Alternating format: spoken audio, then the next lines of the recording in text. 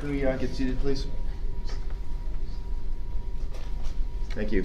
Recognizing a quorum, I'm calling this meeting of the Cannabis Control Commission to order as of 10:30 a.m. on Thursday, December 14th, 2017.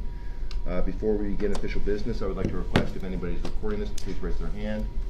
Thank you. So noted. As this meeting is being recorded, I would like to put the public attendees on notice that the meeting is being recorded. Thank you. Can people in the back hear me? Great. Thank you. Okay. Before we get started, today is the 5th anniversary of the tragedy at Sandy Hook, and I'd like to ask for a moment of silence and prayer for the victims and their families, and offer my prayers that we never go through something like that again. So if you would just please take a moment of silence.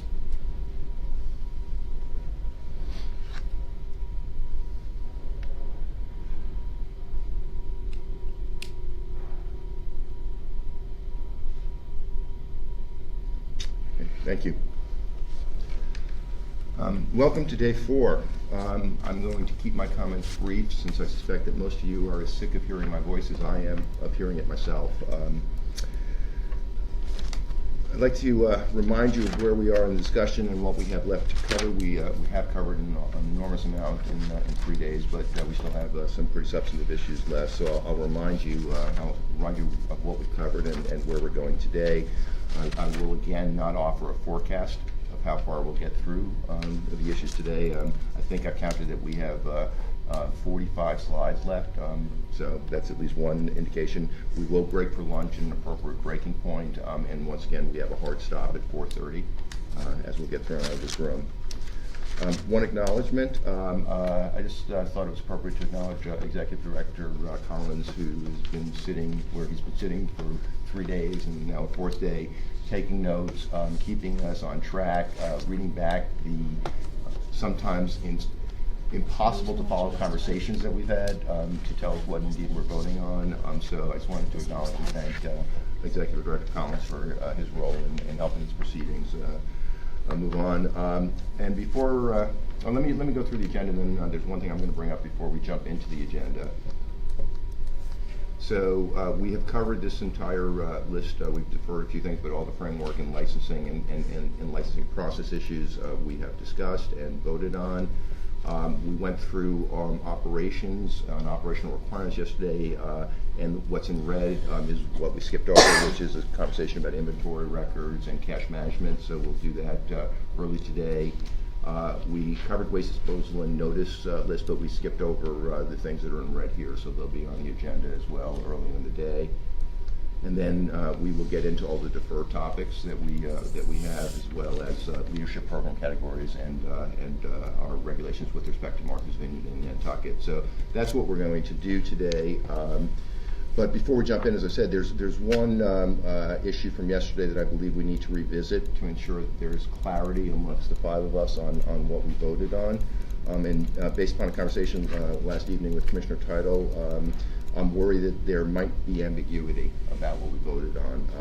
If I'm the only one that's confused, we can move on quickly so that I don't drag us down another rabbit hole. I hate to do that again, but I just thought it was important that we revisit this and make sure that it is indeed clear and in all of our minds what we voted on. The issue is smoking in primary use social consumption facilities, and this is the slide that was presented yesterday. Sean, if you could read for us, I don't know if we voted, if we amended this before we voted, could you just tell us? Sure. So there was some discussion amongst the commission about this, and the recommendation was, by and large, the slide that exists. It was articulated that if municipalities could permit smoking, they could also ban it. And then by January 31st of 2018, the executive director shall appoint a special working group to create recommendations for regulations on smoking and other forms of social consumption by July 1st, 2018, but that report shall be considered at the discretion of the commission at a time of your choosing. Right. Okay, thank you. And if I recall correctly, the vote was 4-1 in favor, with Commissioner Flanagan voting against and the other 4 commissioners voting in favor. Correct. The issue, and please correct me if I've got this wrong, Commissioner Title. The issue is before that vote, before the report is delivered, and at whatever time it's considered by the commission, in that period between July 1st, 2018, and when we consider this, do we allow for smoking in primary use social consumption facilities, again, if the town permits it and or if it's a license by the Department of Revenue as a smoking bar? The question is, do we allow smoking before we consider this report under those circumstances, or do we say, did we agree that we would not allow smoking in those facilities before we consider this report?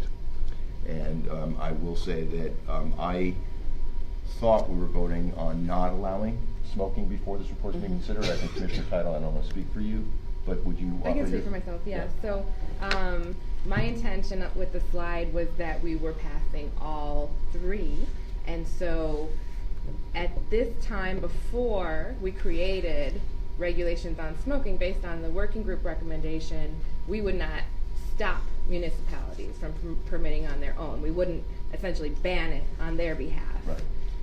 And of course, if you had a smoking bar permit, we wouldn't ban that as well. But otherwise, we would be waiting to take our own position and procedures until we looked at the recommendation. I think that I just wanted to clarify what other commissioners thought in terms of what seems to be a slight just misinterpretation between myself and Commissioner Title. And again, if I'm the only one confused, we can move on quickly. Commissioner McBride? I have the same understanding as you did, Mr. Chairman. Okay. Commissioner Flanagan? Yeah, I was under that impression. Commissioner Doyle? I actually understood what Commissioner Title was saying. Okay. So down at this end of the table, we were clear. Okay, so it's obviously something about this side of the table, but anyway, so I think therefore we probably do need to discuss this, since we have a difference of hearing here. Perhaps maybe the best way to do this, Commissioner Title, is can you make your case for Sure. what you're recommending? Right. So the entire point of the social consumption licenses, when I started the conversation, was to provide a place where people could go besides their own home. And essentially that conversation is about smoking, because if you were to buy an edible, that can be done very discreetly. The public arrests that take place are typically over smoking. So my intention with appointing the special working group was so that we could be very thoughtful in terms of what we felt was the proper analysis to make, given how complicated this question of smoking is. There are certainly health effects, negative health effects to smoke. At the same time, there are ways that those can be addressed. There are also dosage and onset considerations to smoking that are very important to consider when comparing against other methods of consumption. Smoking, as I understand, is still the most popular way to consume cannabis, and so if you broadly look at the benefits of regulation, I think you wouldn't want to just completely exclude the most popular consumption method, in my opinion. However, I don't think we should rush forward with that. So that was why I suggested the working group. And then lastly, just in terms of municipalities, I think they should be able to go through this process on their own at a local level and make their own decision. I don't see any reason to block them from that at this time. Thank you. Can I get comments and thoughts about that?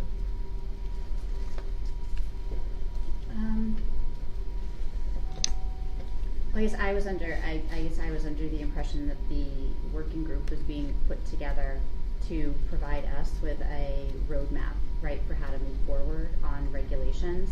And it's because there are all of these unknowns, right?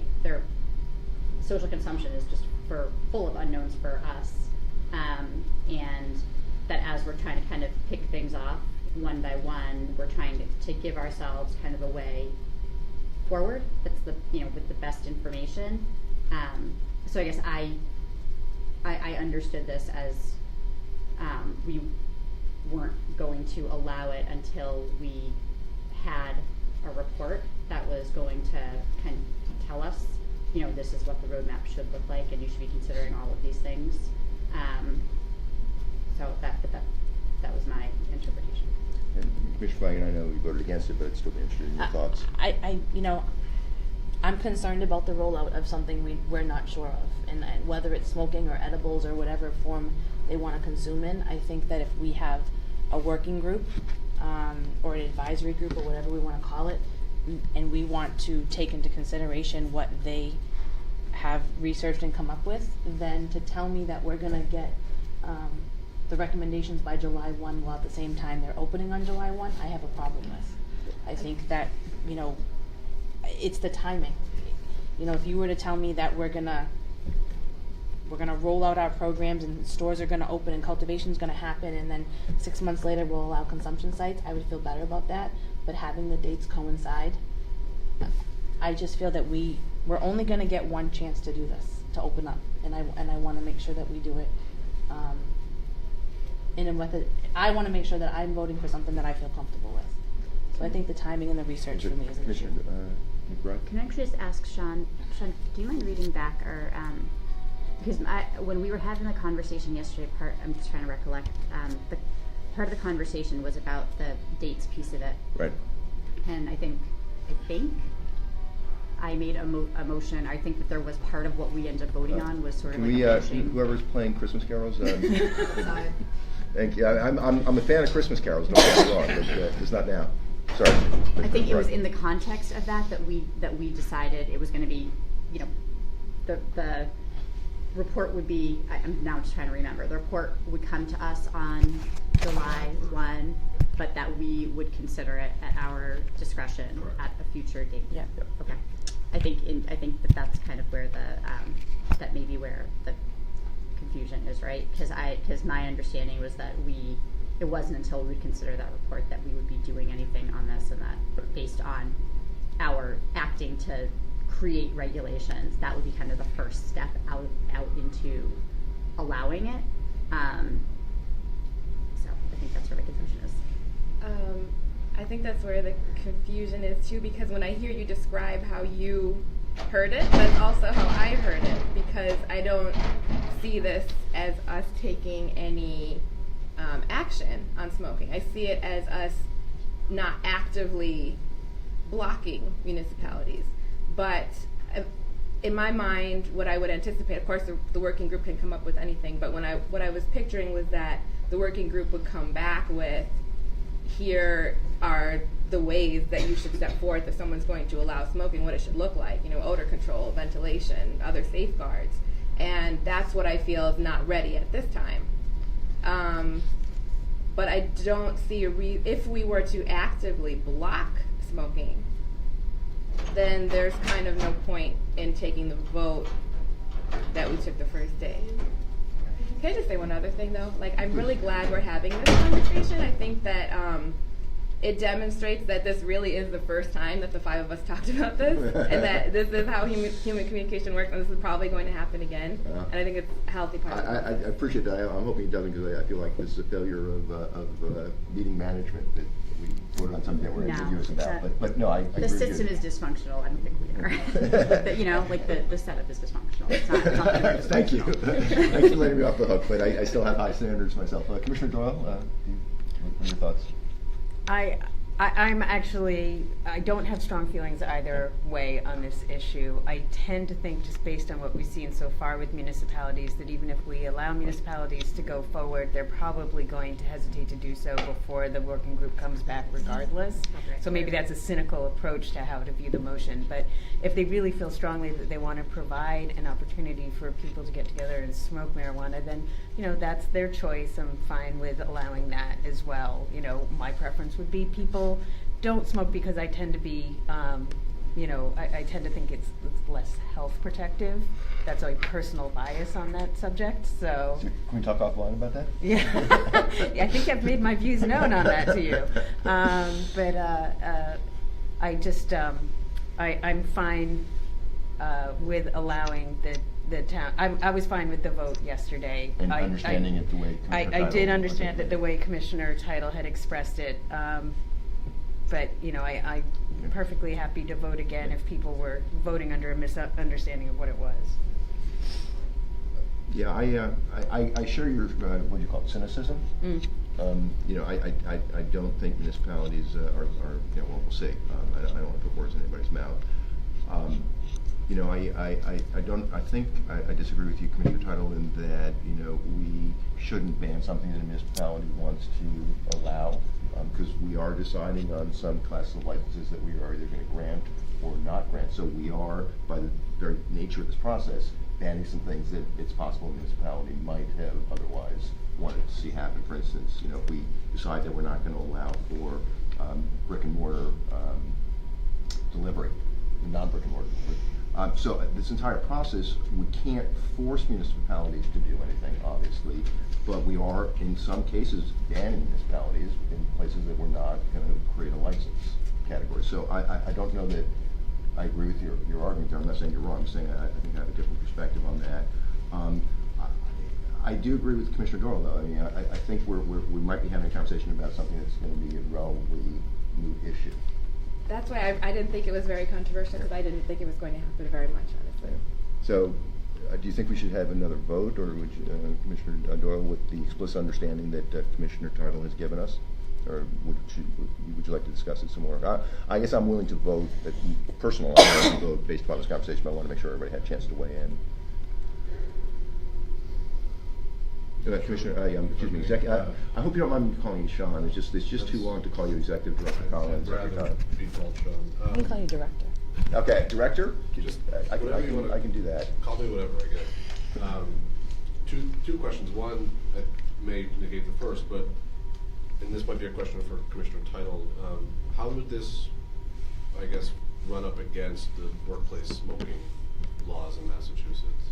Well, again, that's explicitly listed as one of the items that the working group would be looking at. Okay. And then, so the second part is, so if it would be permissible within the existing laws regarding workplace smoking, would this be something that you would also want to fold into, we're requiring municipal certification of compliance with local laws and local zoning? Could this be something that a municipality could explicitly say in a certification that if it is a social use site, that they have explicitly authorized smoking on the premises? Just to confirm from our end that when an applicant comes in, they say, we're allowing smoking, that the municipality has certified that to the commission as well. I think that's a good idea.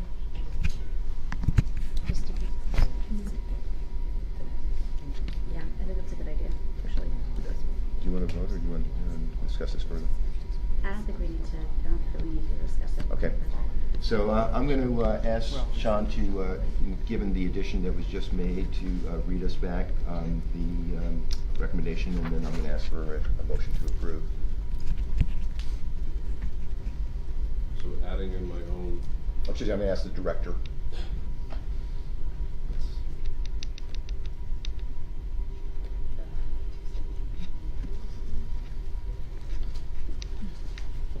therefore,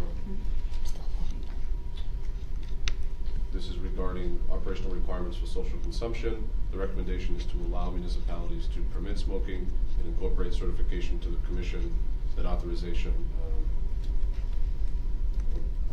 for smoking has been granted. Allow establishments licensed by the Department of Revenue smoking bars to permit smoking, and by January 31st of 2018, the Executive Director shall appoint a special working group to create recommendations for regulations on smoking and other forms of social consumption by July 1st, 2018, and that report shall be considered at the discretion of the Commission. In topics to be included are ventilation guidelines, odor control, including carbon filtration systems, employee exposure to secondhand marijuana smoke. Thank you. Can I have a motion to approve? So moved. Seconded. Second. Let the record show that the motion to approve was made by Commissioner Title, seconded by Commissioner Doyle. All in favor? Aye. Aye. All opposed? Nay.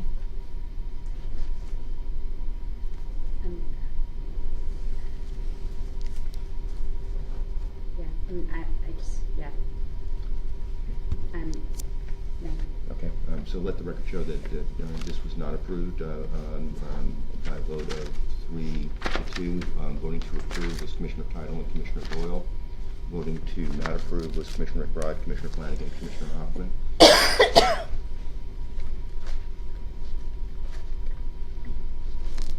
Do we want to?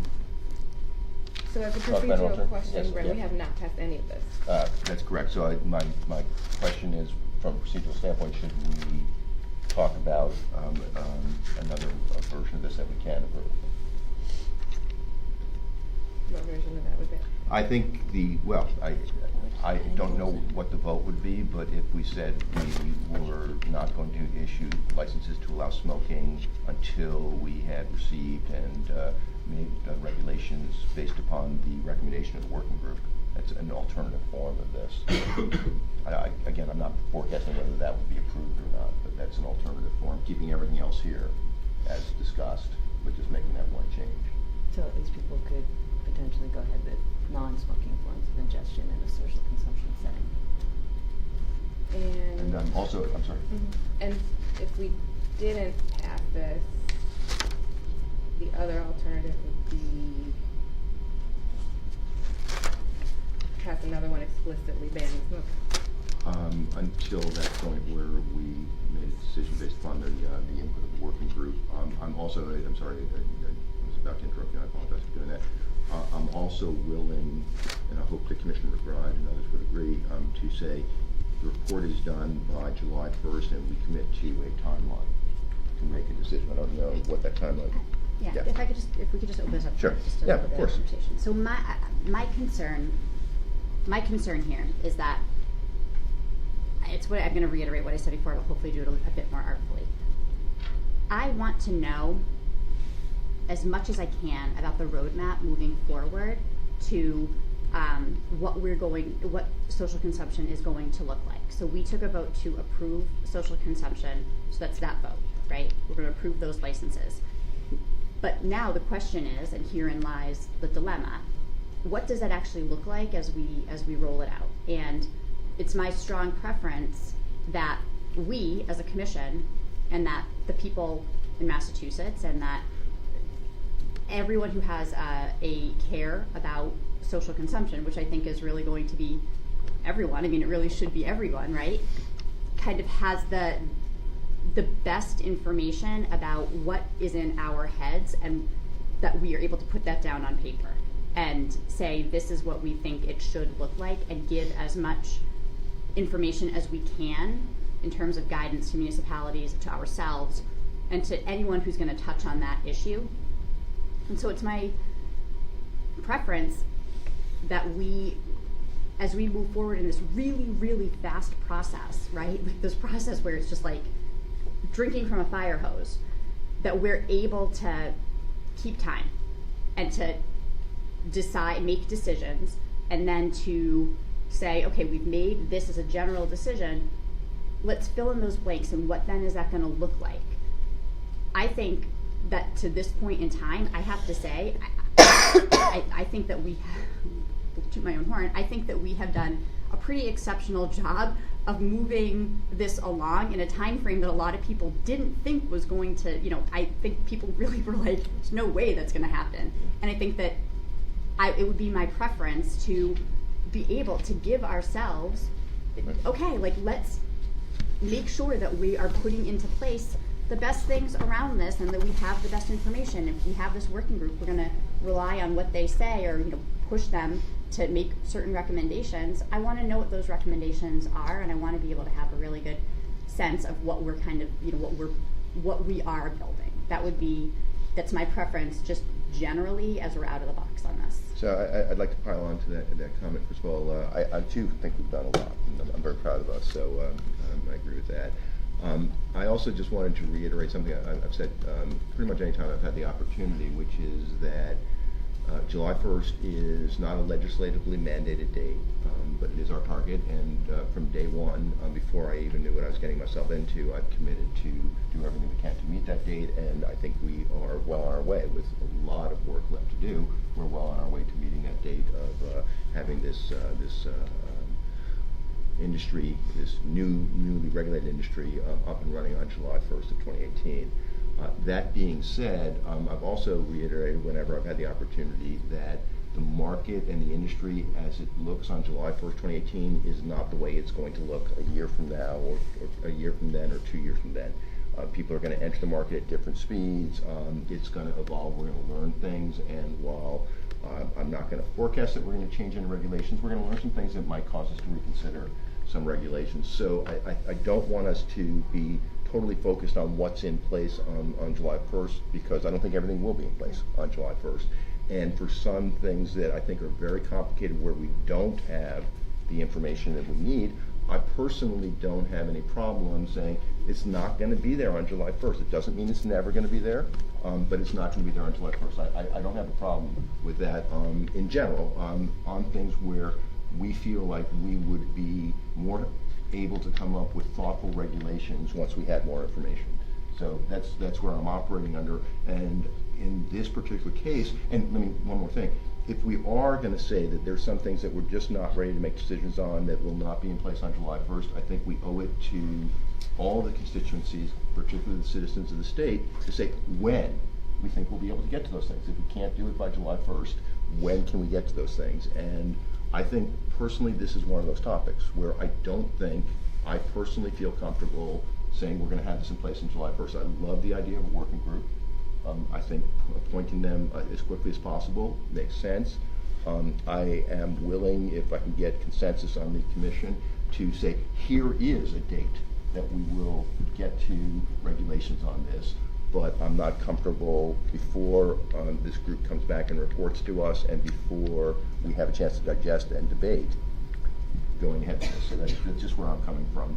And I don't know whether we should, I'm having a hard time procedurally whether we should vote on something like what Commissioner McBride and I just articulated, or whether we should just leave this issue.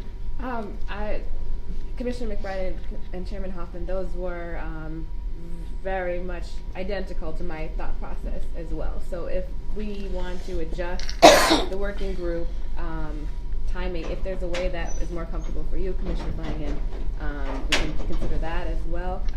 And then come up with a date by which we will issue those regulations. That works for me.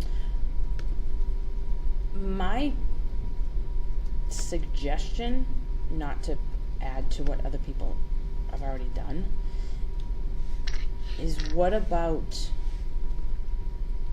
a social consumption advisory group where they research the whole thing, not just smoking, Okay. but the whole thing, and we take their suggestions into account. Because I think I'm hearing two things: one about the smoking side, and then one about rolling out social consumption in general. And my preference would to be, and again, we have the Cannabis Advisory Board. They've done a lot of work for us. We've certainly taken their thoughts into consideration as we've done this process. It hasn't just been the five of us. But why don't we? Is there a way to add smoking to a? Good. I was just going to say, do we need to create yet another advisory group? Right. Can't we just give it to the advisory board? We've got all we the can. perspectives right I mean, we can. Because Yeah. we're allowed to create additional subcommittees and Yeah, additional no, we- ones that are delineated in the statute. We can create If that's the something case, that makes then sense. There's no question about can that. we just give this to them to research for us? I mean, they're already together. But I guess to me, there's two issues here that I want to make just clear about. One is, we certainly can give them the responsibility to do the research. The question, though, or think the suggestion you were making, Commissioner Flanagan, if I was hearing you correctly, is that the vote that we took on Tuesday, whatever, it's all the same. The vote that we previously took to authorize licenses for social consumption. Are you suggesting we revisit that vote as well? No. I don't think that we revisit that vote. Okay. I mean, it's then a I'm not- license. then I- It's a license. It's coming. So Yeah, to me, I don't that's think we fine. revisit the vote. Okay. But I also think that if, and I could be wrong. Again, three of you are lawyers, but just because we approve the licenses doesn't mean they all have to be. The license application has to be approved at the same time. So that's what I'm saying. Like, if we have more information on social consumption sites, then that might be better. For me, that might be more informational Go ahead. before we do the consumption licenses.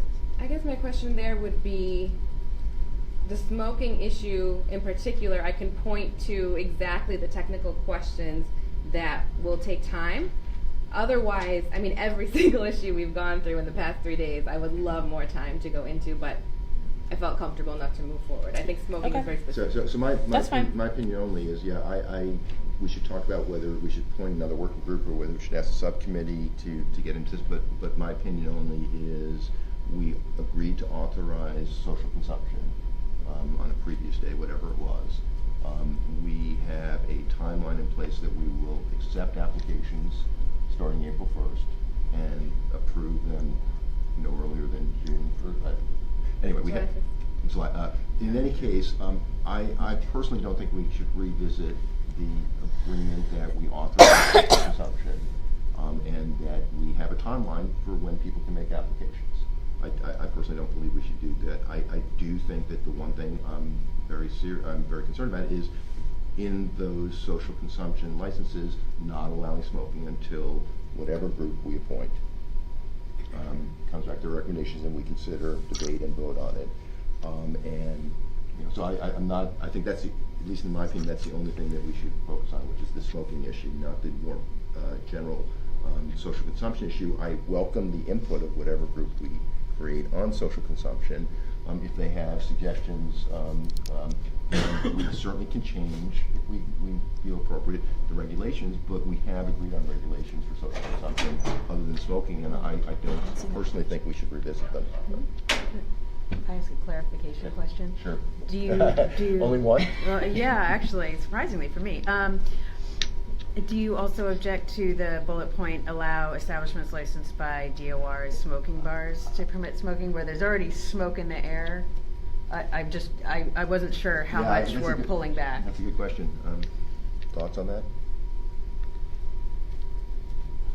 So just can Commissioner Doyle to help me? Does anybody know kind of the requirements of getting a license from the DOR as a smoking bar with respect to the things that we're talking about, like ventilation, odor control, and employee safety? Not off the top of my head, no. My understanding is that those are extremely limited and they may even be being phased out. Mr. Executive Director, do you have any information on this? I'm actively Googling. Oh, God. Yeah, I guess it's a good clarifying question, Commissioner Doyle. I guess the way I think about it is I would prefer that we say there is no smoking until such point as we get the report from the working group, consider it, debate it, vote on it. And as I said, I'm willing to put a timeline on that so that there's no ambiguity about when we will resolve this issue. I'm good about timelines, but Pardon? I said I'm fine with the timeline. I just This think doesn't change my thought. No, I appreciate that. I'm just cognizant of the fact that I think it's important that we communicate that, as I said, the industry is not going to be mature on July 1st of 2018, but I think it's imperative that we set expectations and timelines for things that we will get to that we just can't get to before the March 15th promulgation date.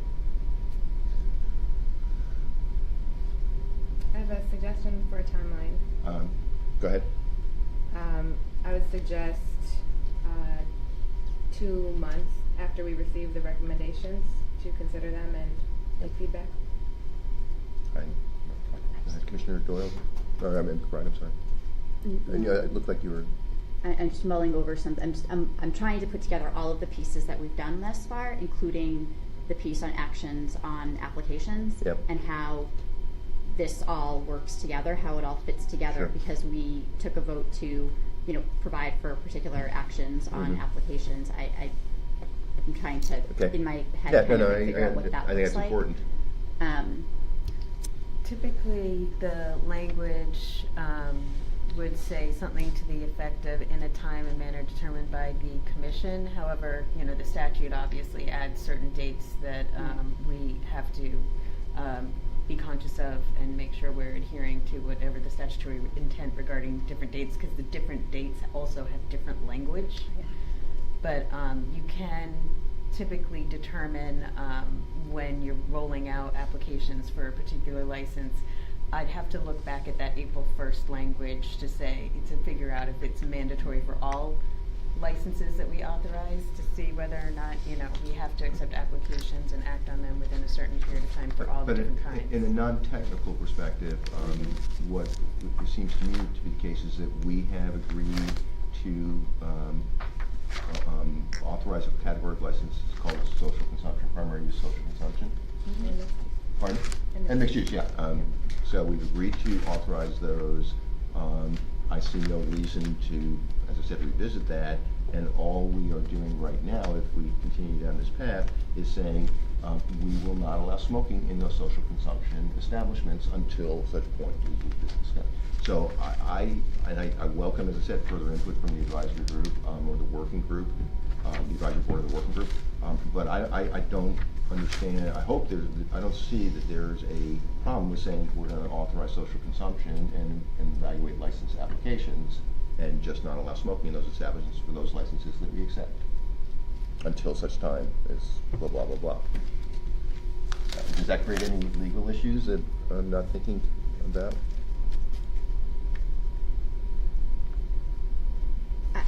No, I don't think that I think it's within our purview to decide, right? I mean, we can decide specific categories Right. of things and sort of the timelines in which things are added. Right. So that would be my proposal, that we say we will not allow smoking we will not make any changes to what we've already decided with respect to social consumption, but we will not allow smoking until such time as this group gets back to us, and then within 2 months, we will make a determination and develop appropriate regulations based upon their recommendations. Is that something that we can take a vote on? So let's make it 3 months, just so we have time to consider it, Yeah, get that's feedback, fine. write the regulation, yeah. Commissioners, are we ready to vote on that, or do we want to discuss this further? Okay. Good luck, Mr. Executive Director. There was nothing.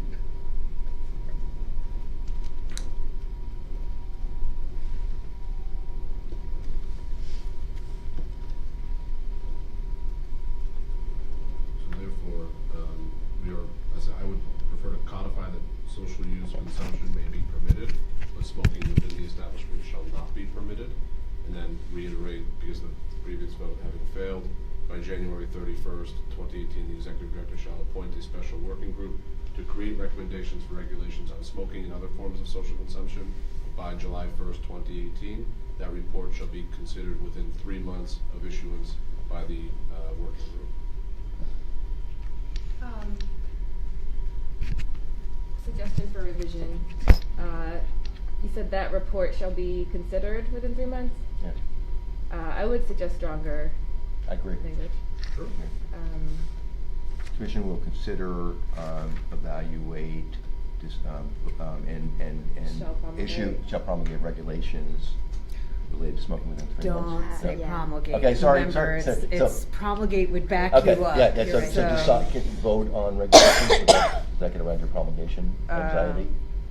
Yeah, if you want to vote to approve draft regulations by a certain date, because otherwise no. we're going to have like 2 weeks to consider it, and that won't get to Commissioner That Title's work for you? concern. Commissioner Brown. Yes. So, do you get that, Sean? So we're not gonna use the P word.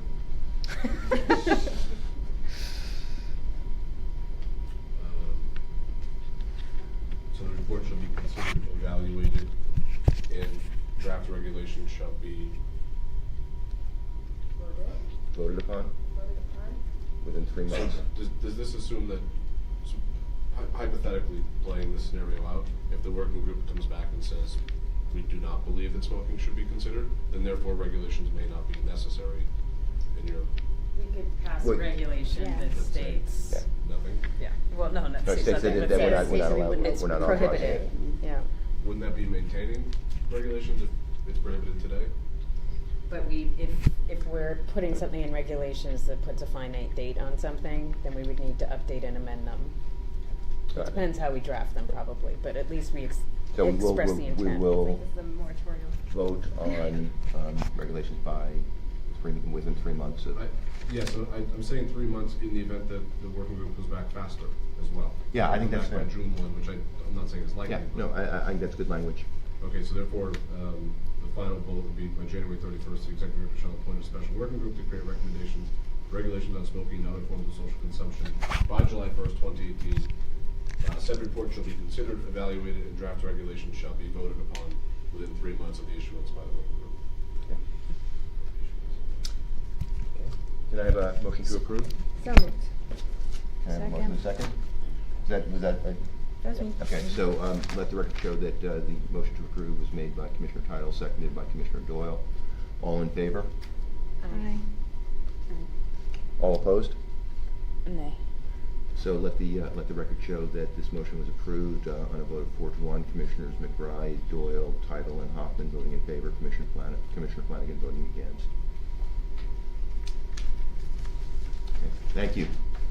I hope that wasn't too much of a rabbit hole, but I thought that was a pretty important topic to get resolution on. Okay, now we get into the rest of the agenda. The topic we skipped over yesterday is mine, inventory records, cash management. I would like to thank Commissioner Doyle, since what you'll see on the next slide are pretty much the highlights of the regulations that she drafted. So my recommendation is we approve the inventory regulations as currently drafted. Here are the key points to what's in the draft regulation right now, which is establish inventory controls and procedures for the conduct of inventory reviews, and comprehensive inventories of marijuana and marijuana products in the process of cultivation, finished and stored marijuana, conduct a monthly inventory, and these are requirements we're going to make of the licensed marijuana establishment. Conduct a comprehensive annual inventory at least once every year for the date of previous comprehensive inventory. Promptly transcribe inventories if taken by an oral recording device. The record of each inventory shall include a minimum the date, a summary of the findings, name, signatures, and titles of individuals who conducted the inventory. A marijuana establishment shall tag and track all marijuana seeds, plants, products using the seed-to-sale methodology that we will approve. A marijuana establishment that is cultivating, processing, or selling marijuana and marijuana products for medical use, as well as marijuana and marijuana products for adult use, must create virtual separation through tracking methodology approved by the Commission. And as much as I would like to take credit, and thank you for kindly thinking I was drafting all of this, it's actually pursuant to a recommendation of the subcommittees that we adopt the medical use of marijuana. So my recommendation is we approve. Again, we will discuss and vote on the specific language in these regulations in our meetings next week. But these are the highlights. Literally, this covers every paragraph of regulations in the current draft. So can I have a discussion? Can I ask for a vote to approve? So moved. Second. Let the record show that Commissioner Tidal made the motion to approve, seconded by Commissioner Flanagan. Commissioner Doyle. Oh, you really? Mm-hmm. Oh God, everything's going. My sight's going. My hearing's going. Let the record show that Commissioner Doyle made the motion to approve, seconded by Commissioner Flanagan. All in favor? Aye. Aye. Let the record show that it was unanimously approved by the Commission. Thank you. Next is record keeping, and Commissioner Doyle, before I give you undue credit, there's also You would be correct in that. I can accept credit pursuant to recommendation of the Cannabis Advisory Board Subcommittee.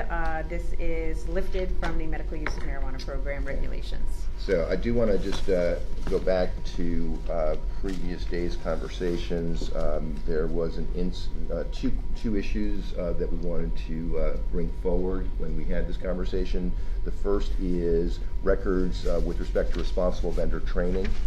We want to require in this section that they're kept. And then the second is incident records that I believe Commissioner McBride, the requirement was keeping them for 1 year. Yeah, I think it's 1 year, or for the term of any ongoing, I should say, 1 year of the term of any ongoing investigation, whichever is later. So the question is it redundant to include those two here, or necessary to include those two here? And I'd like to discuss the training. okay, but that's fine. So let's go ahead. My thought on that was just that I think training is such a key issue to making sure that our regulations are enforced properly, that I wanted to set that aside as separate from a record that could come in and be inspected, but rather that there would be some type of signature page verifying that the training had been completed. And I actually would like it to be both elements, the responsible vendor training and the separate 8 hours of training.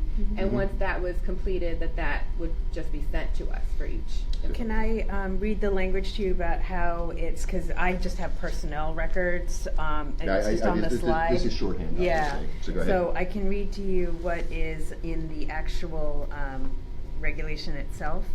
Documentation of all required training, including training regarding privacy and confidentiality requirements, and the signed statement of the individual indicating the date, time, and place he or she receives said training and the topics discussed, including the name and title of presenters.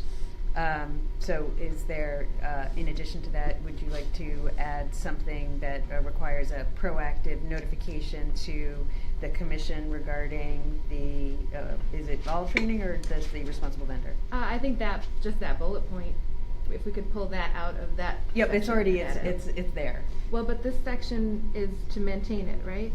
So, yes, this is to maintain it. So you're saying you want to pull this out as a separate, this should be noticed to the commission? Got it, okay, now I understand. Any other comments or questions? So, is that the only? That's it. Okay, so did you get that, Sean? I believe that I did, so this would be both folded into what would be maintained as a record, but also now incorporating a notice requirement of completed training for responsible vendor and Additional 8-hour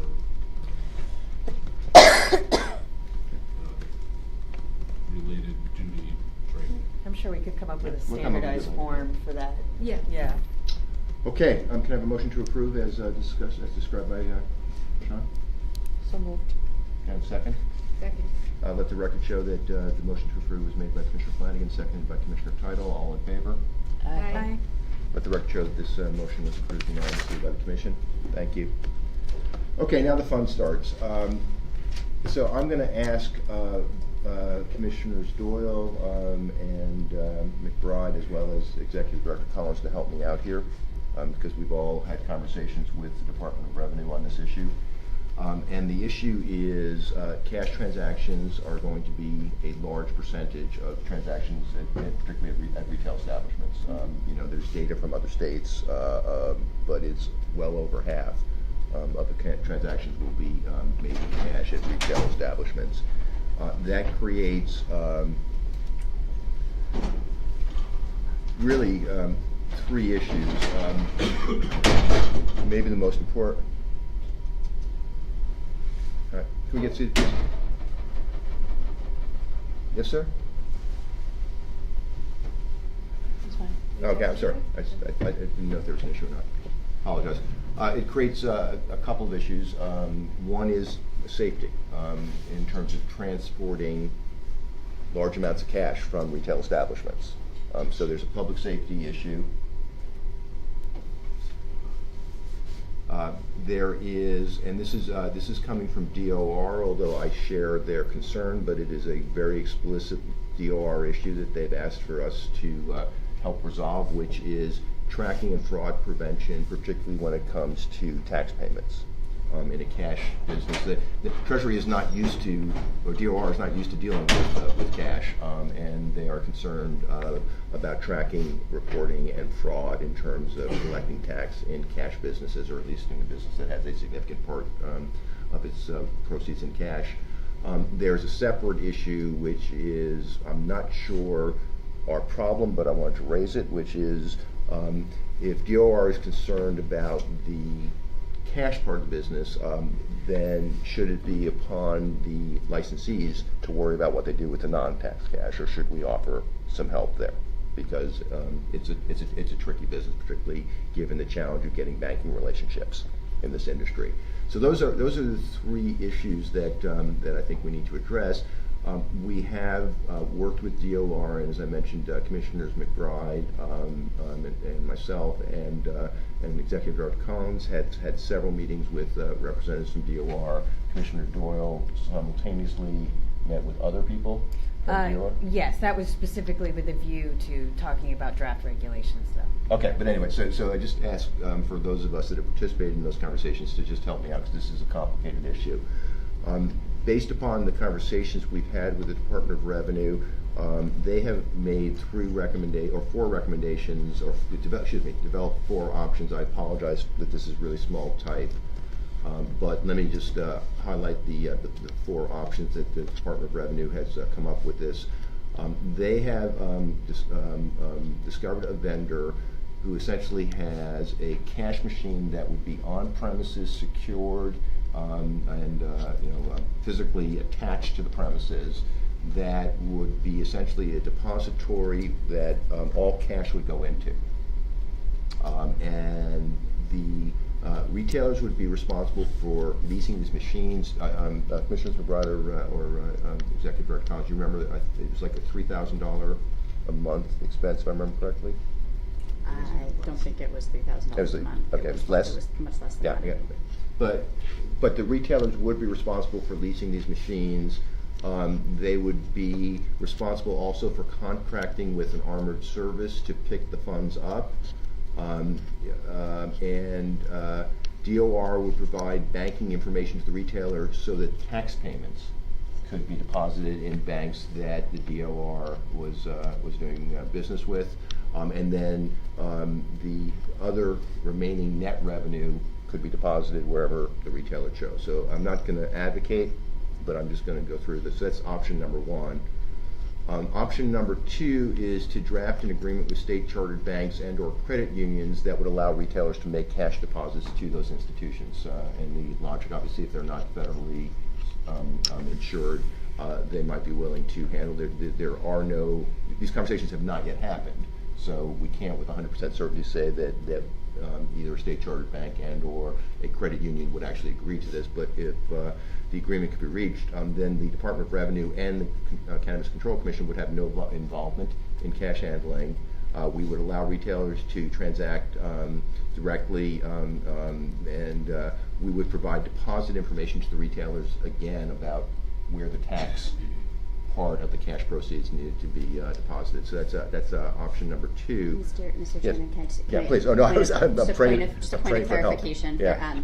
So drafting an agreement, when we say draft an agreement, do we mean DOR is drafting this agreement on behalf of all licensees, Yes. or licensees individually? I believe that's what they're recommending. So that's option 2. Option 3 is, and we haven't agreed on a number, but to place larger cash handling machines around the state. These machines would take deposits of cash for tax purposes, for tax payments. The cash collection or depositing would not require DOR employees because they would be kind of self-service machines. The Commonwealth would incur the cost of the machines and armored car service fees. Now, interestingly, the Commonwealth has not been subdefined to be, is it DOR or is it the Cannabis Control Commission? But we could, and we'll have that debate if we go with this option.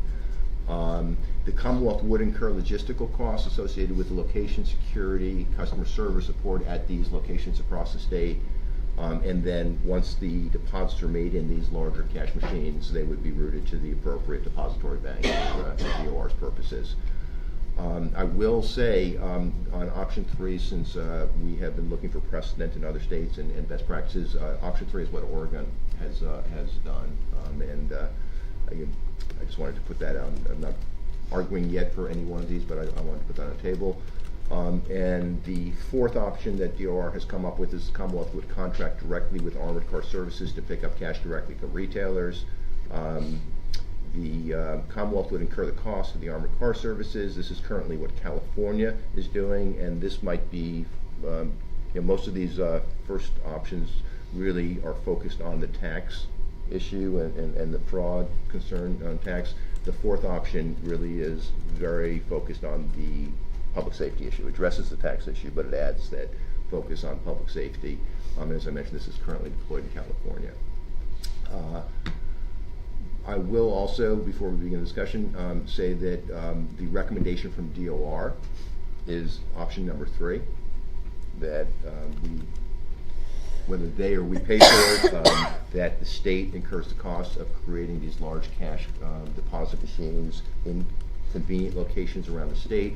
We have not gotten into the specifics of, is that 5, is that 20? But clearly, we would try to figure out a way to make it not an undue burden for licensees to have to, drive long distances to do this. The Department of Revenue believes, as I said, that this is the best way to go from a cost effectiveness perspective. I have an opinion myself, but I just wanted to put these options on the table and then start the conversation. Commissioner McBride? Well, again, a point of clarification. Sure. So in the third one, when we say Commonwealth would incur the cost of machines and armored car service Right. fees, would the licensee be bringing the cash from the licensed location to the machine, or is the armored car service fee for that part of it? I guess is what's the I think we have armored car service I think we have discretion there. So I think we can if we go with option 3, I think there's 2 ways to do it. One is we could require require the retailer to go to these machines and do the deposits, or we could have a state-funded armored car service. What I think DOR is specifically recommending, though, is that we pay for getting the cash from the machines to the bank. Right. Okay. That was my understanding yeah. too. I just wanted to make sure that Yeah. that's okay. I mean, we can, as I said, we can decide if it's an important public safety consideration that we, again, we can debate whether DOR or us pay for the armored car services from the retailer to the depository site. So, if we could, do you mind if we take these out of order? I'm sorry. No. Okay. I welcome any. So go ahead. So, if we take number 3 first, as that's sort of the one that That's the one that DOR has references, recommended. right? So, how this would practically work for a licensee is that it would be the licensee's responsibility Right. to make sure that there is a bifurcation of tax dollars and of profit. Right, and of dollars, course, right? there's a POS audit trail that would go along with this. But keep going. And POS audit trail would be built directly into the CETA sale. Yes, that's correct.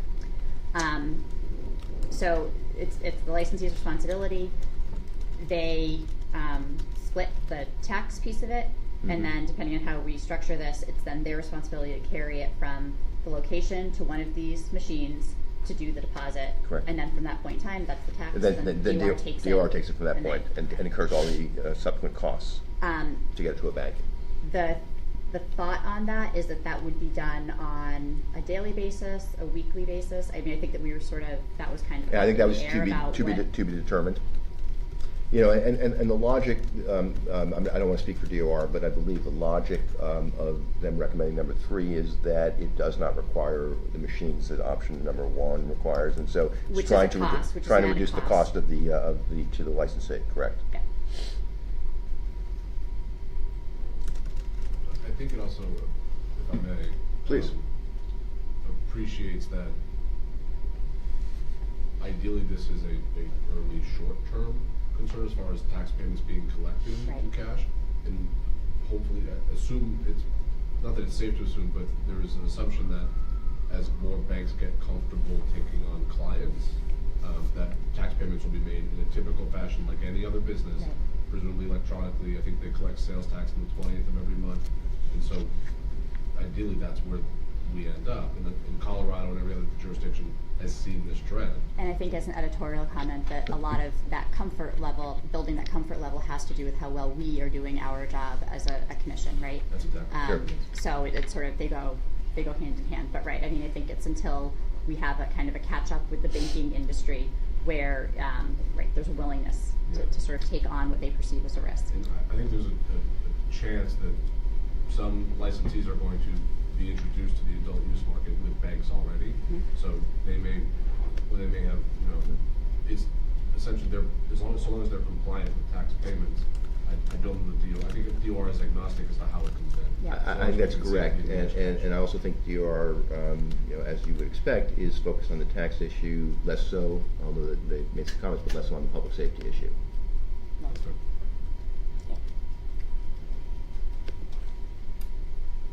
I lean towards the second option.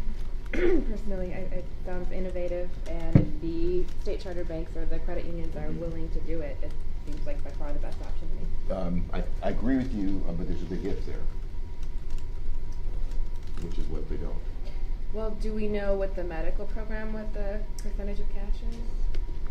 I feel like people are looking at me, and I wish I knew the answer, but I actually don't know that answer. I'm sorry. Yeah, I do know, I don't know the data for Massachusetts. I did, to use Sean's language, I did a lot of Googling over the last week or so on this, and this is the significant cash proportion of transactions is an issue not just in the other states that have allowed adult use, but in the other states that have allowed medical use. Yeah, So and I'd be surprised if Massachusetts was different, but I don't have the data. I agree with you. Probably the reason that I don't know this is because there's no tax collection on the medical side. So It's DOR less isn't of involved in a- this, right? yeah, Good sorry. point, good point. So the other states that, to the point I was just making about medical, other states being concerned about this, even in the medical industry, are dealing with the public safety issue. Right. My understanding anecdotally is that it's not much of an issue in Massachusetts as it is in the other states. What is not as much an issue? The cash, Yeah. the cash percentage. I don't know, and once again, I'm sitting here, I would have no ability whatsoever to forecast what percentage of transactions are going to be in cash, but I think that we need to be thoughtful that it will be a non-trivial percentage. Right. I agree. So my next question then is a hybrid an option? Yeah, absolutely. Okay. Yeah, the DRR I think has been very helpful here, and I think they've been particularly helpful in that they're not saying, here's what you need to do. They're giving us options, and I think our responsibility is to go back to them with what we decided and make sure they're comfortable that their concerns are being addressed. But I don't think that they are dictating that we have to choose one of these, as long as their concerns are being addressed. So, what's your hybrid suggestion? Perhaps the second and the third. Yeah, But provide the alternative. Right. yeah, just in case. Mr. Chairman, if I could Please. may continue, I think, Do we interrupt you? no, you do not, I'm simply asking permission to address. Wait, you said to continue, and I thought that we had Well, cut you off, and I was if may going to continue, apologize for that. Keep cutting him off now. Thank you, Commissioner. Thank you for pointing that out. I haven't Googled this, but I tend to appreciate where Commissioner Tato's coming from, that I think option 2 should be something that the I'm sorry? Commonwealth, bullet 2 should be something that the Commonwealth could pursue, whether, you don't need to reduce the regulation necessarily, but, Yeah. and it kind of dovetails off of Commissioner McBride's point that there's, if we can provide comfort or Right. credibility or legitimacy and help banks become more comfortable with our own actions, hopefully that will motivate them to be more comfortable accepting clients. But similarly, we do need to accommodate in the event that some establishments are not capable of receiving banking, that we accommodate. Well, and also, even if we do have some agreements with some state charter banks, there's no guarantee that it would be Commonwealth-wide. That's very So it might be some places do have access to one of the state charter banks, some don't. So I think the hybrid suggestion is a great one. Yep. I agree. I'm gonna do a trial close here. So, are there are no changes to saying that we will adopt a hybrid, including the second and third major bullet points? Sean, is that adequate? That is my understanding at this point. As I look at option 2, I wonder if it's draft or, I guess You don't think it needs to be regulation? I'm trying to think of the best way to articulate it, whether it's, I don't know that, is the Commonwealth drafting an agreement, and this kind of speaks to Commissioner McBride's earlier point, the Commonwealth drafting an agreement with banks, or are we facilitating banking or trying to accommodate banking? I think that what we talked about was that it would be the Commonwealth would actually be negotiating on behalf of group, the group of licensees. Retail licenses. I have just one additional clarification. It just goes back to the earlier point about the armored car service fees. I want to make sure that we're not leaving anyone with the impression that the cost is going to be for armored cars going from licensee to licensee to pickup. I want to make sure that that's It's just after it's deposited. Is right. that? And so I'm not even sure that we need to. Yeah, I'm not even sure that needs to. Yeah, be I don't think. I included, think but you're I just right. want to make sure that that's. We can just take that out of the because I think that's right. I think it's a foregone conclusion that it's up to DOR to figure their bailiwick. So you'd like to remove the second bullet of The- option 3? No, the second half of the bullet of option. Bullet 2 sub-bullet, or bullet 3, sub-bullet 2, take out the, everything after and. I would actually say Commonwealth would incur the cost of machines and processing. Yeah, Processing of deposits. and then take out armored cars, service fees. Because I sort of want to leave it to DOR to determine what is best for them, how to figure it out, and not be dictating to another. Yeah. That's a good point. I think it's a great suggestion, so I agree with that. Okay. So, you want to try again, Sean, please? Sure. So it would be the recommendation is to adopt the second bullet that the Commonwealth would draft an agreement on behalf of licensees, the state chartered banks and or credit unions allowing retailers to make cash deposits. And then the third bullet, allowing the use of, or establishing the use of larger cash handling machines to deposit tax revenues at secure DOR locations across the Commonwealth. And then editing the second sub-bullet to read, the Commonwealth would incur the cost of machines and the processing of deposits. Okay. Thank you. Can I have a motion to approve? So moved. Can I have a motion second? Second. Okay, Commissioner, let the record show Commissioner Doyle made the motion to approve, seconded by Commissioner Flanagan. All in favor? Aye. Let the record show that this was approved unanimously by the commission. Thank you. I thought that was going to take longer, so. Yeah, I thought it was a conversation. Pardon? It was going to be a much longer conversation. Yeah, so that's good, thank you. Okay, I think we're back to, is this Commissioner Doyle or Commissioner McBride? Inspections and compliance?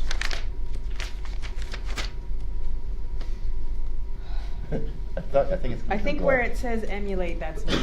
Pardon? Yes, it's me. Okay, Sorry. that's okay. Apparently, 4 cups of coffee is not sufficient. This is again adopting or emulating the inspections and compliance structure of the medical use of marijuana program, which itself is borrowed from other healthcare licensees. And it would include deficiency statements and plans of correction. And for those that aren't familiar, essentially where there's a significant issue that can't be corrected on the spot, you issue a deficiency statement noting where a licensee has deviated from compliance with the regulations, and they are provided an opportunity within, I believe it's 5 business days, to submit a plan of how they're going to fix that, after which commission staff would look at the plan, determine whether it's acceptable, and adopt or reject it. And until it is acceptable, it sort of goes around and around. But essentially, it's a coach to compliance model rather than a you've screwed up once, you're out sort of system. You really want to encourage compliance and help facilitate compliance. And so I would encourage adopting that for market stability reasons, if no other. The existing licensees are used to it, and I think it is in line with other objectives to be inclusive of small business and give them an opportunity to develop and grow understanding the regulations. Any questions or comments? I have some comments. Please. There were some ideas brought up through the public listening period that I thought were really, really great, and I wanted to bring those up for discussion. Sure. And if they're approved, I also wanted to volunteer to write those into the regulations. I know. I'm immediately a All of a fan. sudden, Yeah. she's going to agree now with anything you say. In all seriousness, Commissioner McBride and Commissioner Doyle are really pulling more than their weight on Yeah, this, so absolutely. I appreciate that. Absolutely.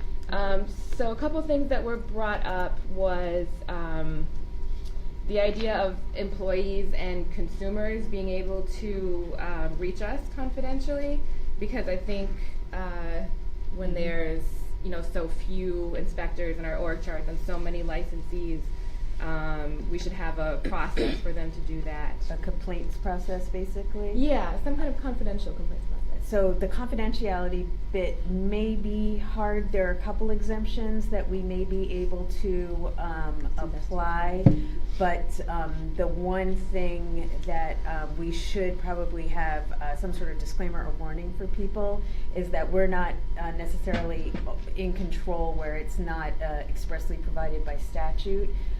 There are provisions that could be used, but it would ultimately be a determination by the supervisor of records as to whether or not the information could remain confidential. So I just don't want people to have unrealistic expectations. Thank you, Commissioner McBride. I had the same thought. I mean, I think that there is always the possibility of claiming different exemptions, but ultimately it will be up to the supervisor. The other piece, just from kind of my past life and setting up complaints processes, is that to the extent that we can't allow for there to be anonymous complaints. Right. And the reason for that is that, obviously you are a licensee, your license is on the line because of a possible complaint.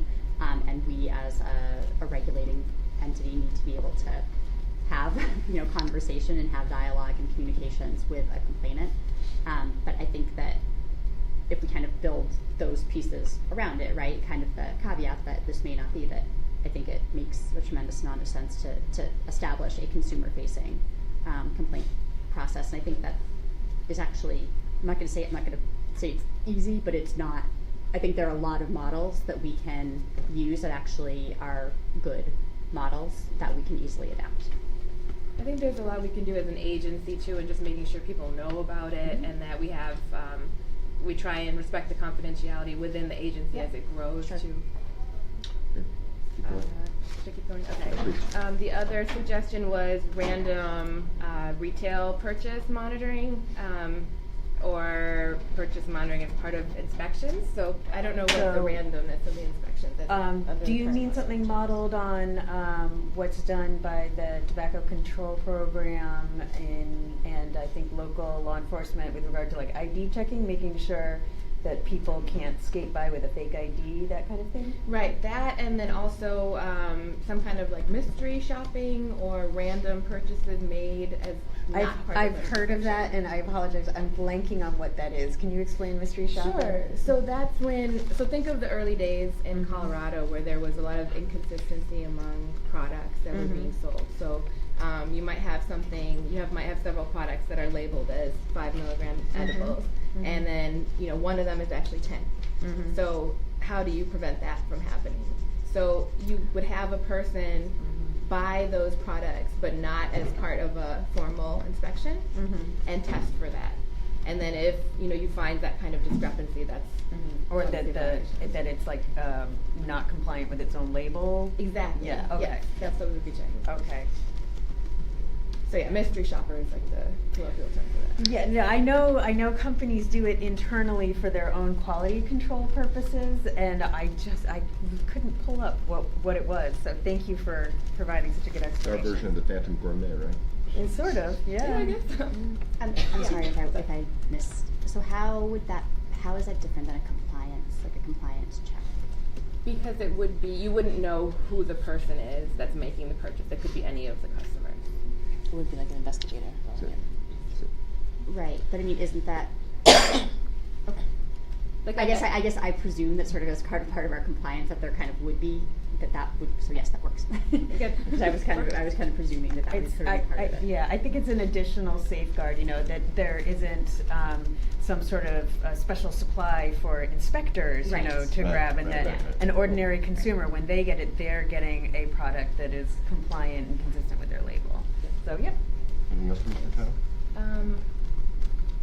The advisory committee had mentioned, I think they call it an unscrupulous actors list, and I don't agree with that term, but I appreciate the concept that if there are perhaps a certain number of deficiency reports or some other trigger, that would then become public for consumers. So I think that we can definitely do something like that. I mean, another option is that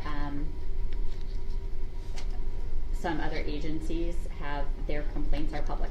I mean, you have your complaints are public. They are out there. The complaint, the determination, all of it is public, and it actually they have the ability to search and to segregate by subject areas and things like that.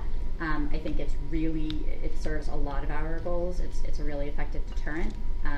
Obviously, the most transparent that you can get, and I think it also provides for licensees an understanding of what our thinking is. If they kind of get, if there is an issue, and we sort of make some sort of determination, right? You have a context for it, and that is, three of us as attorneys sort of understand, everyone here understands, like I think it's particularly important, right, precedent. You have this, like, this is sort of how the agency has acted in the past, this is how we can comport our behavior in the future, right? Great idea. Anything else? Nope, that's it. Okay. Any other comments or discussion? Not for me. Chuck, could you please read us back?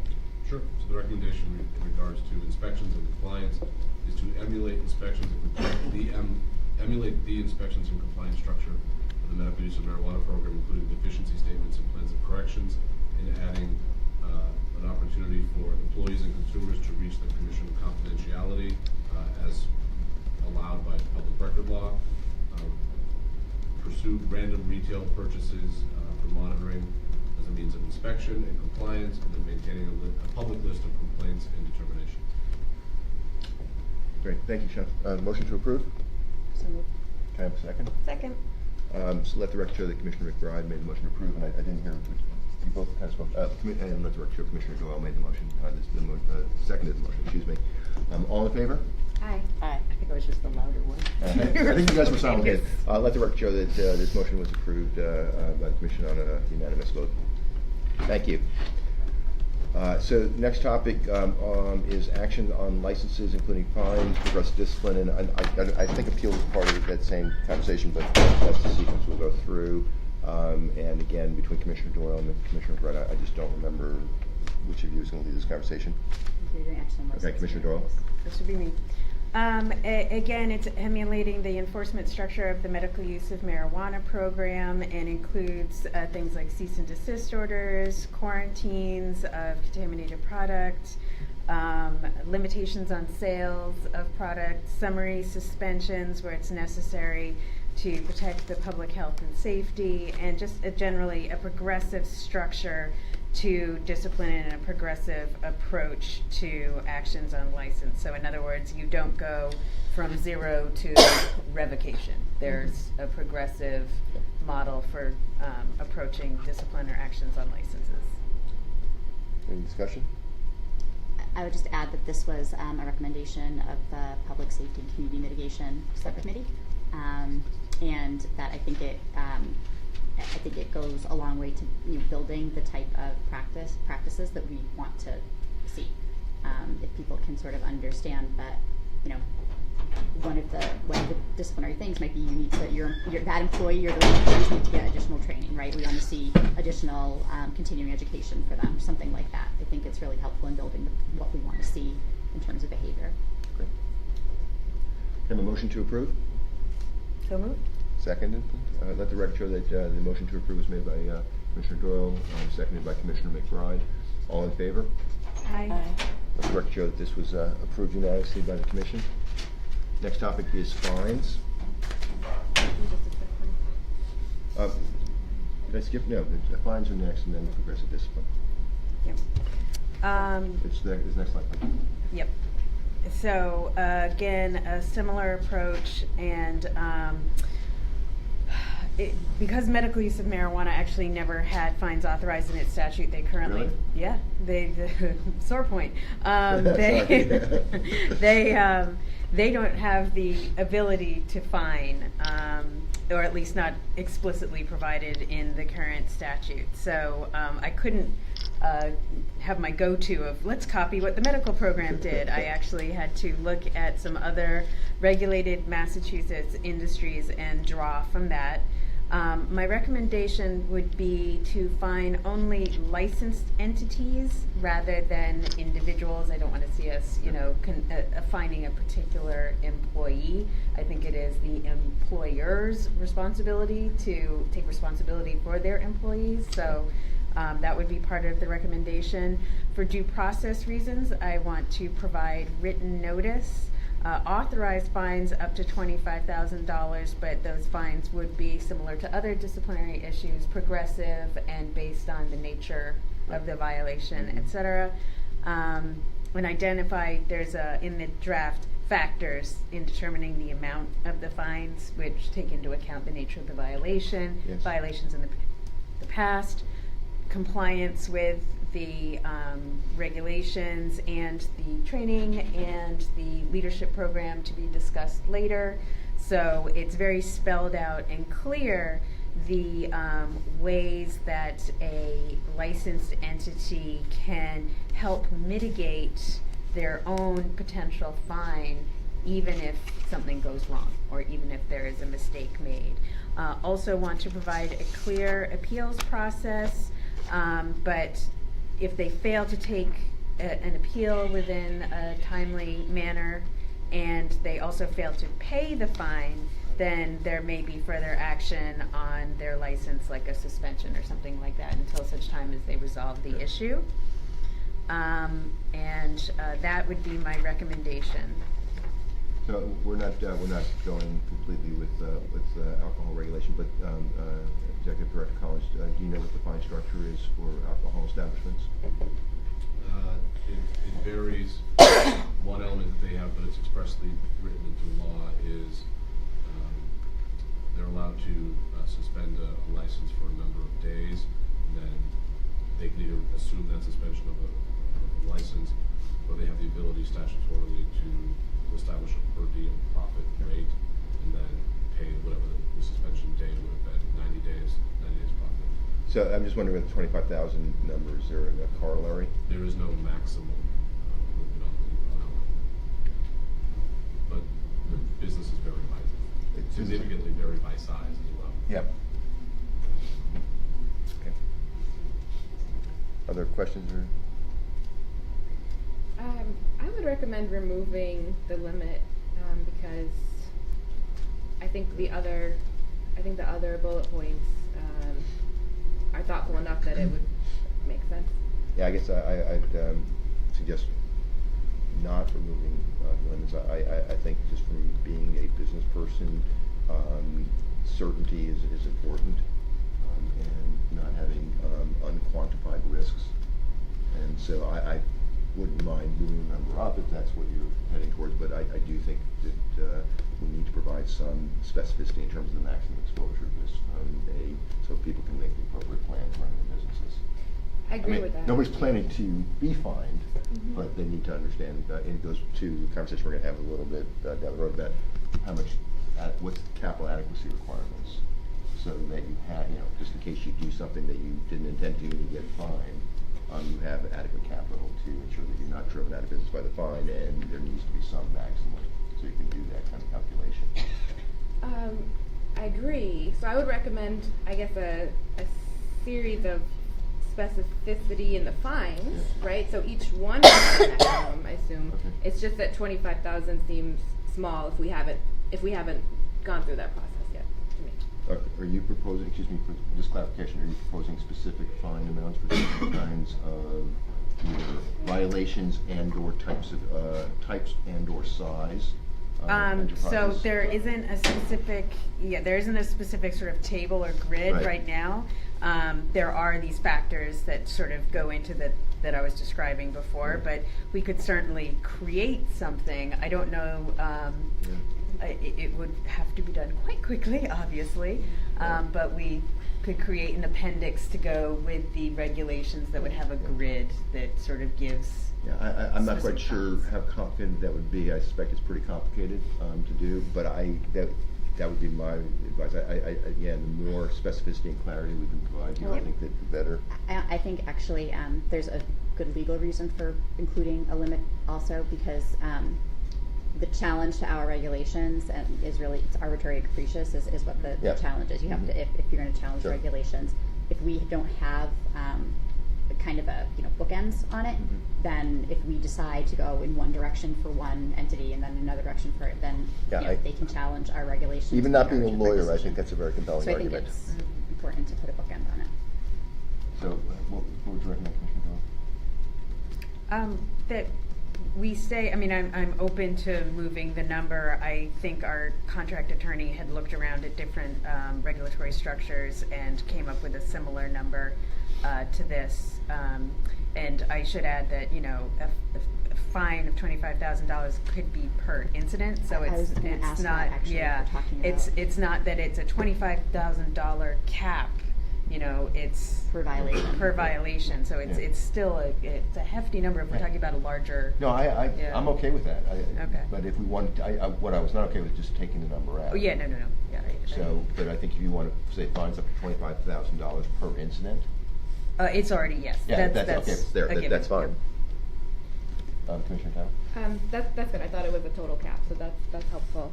So just like procedural question is, I guess I'm just wondering about the specifics on all of them. Is that something that happens in sub-regulatory guidance, or when does that happen? Like how Sure. the appeals and hearings work, all of that? Well, the appeals are set forth in our regulations, and so it would be sort of the standard administrative law structure. So we to have a slide appeals. coming up in 2 slides on That's appeals. later. Okay.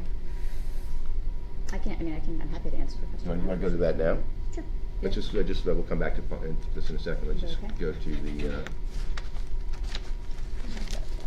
So there are a couple of different options that we can adopt as we think about an appeals process, and one of them is adopting an appeal to. I'm sorry, I should set forth that all appeals are under Chapter 30A of the general laws.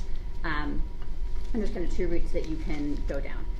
We could do an appeals process to DALA, which is the Division of Administrative Law Appeals, or we could adopt a 30A appeal to a hearing officer or hearing officers that we, as a commission, would have. Generally, those are contract positions. There are other agencies that have adopted that model. They're separate and apart from us. I mean, they're really kind of walled off, and usually they're contract attorneys that, you know, maybe are doing something part-time. They could be retired judges often. So I would actually recommend that we go down that route, and it's primarily because there are often administrative appeals. DALA often has its hands full, and I don't know that we want to be kind of in the lane of sort of awaiting, and that we want to be putting, particularly, you know, 5 years from now, or, you know, when we sort of have an industry that's standing up and you know, kind of chugging along.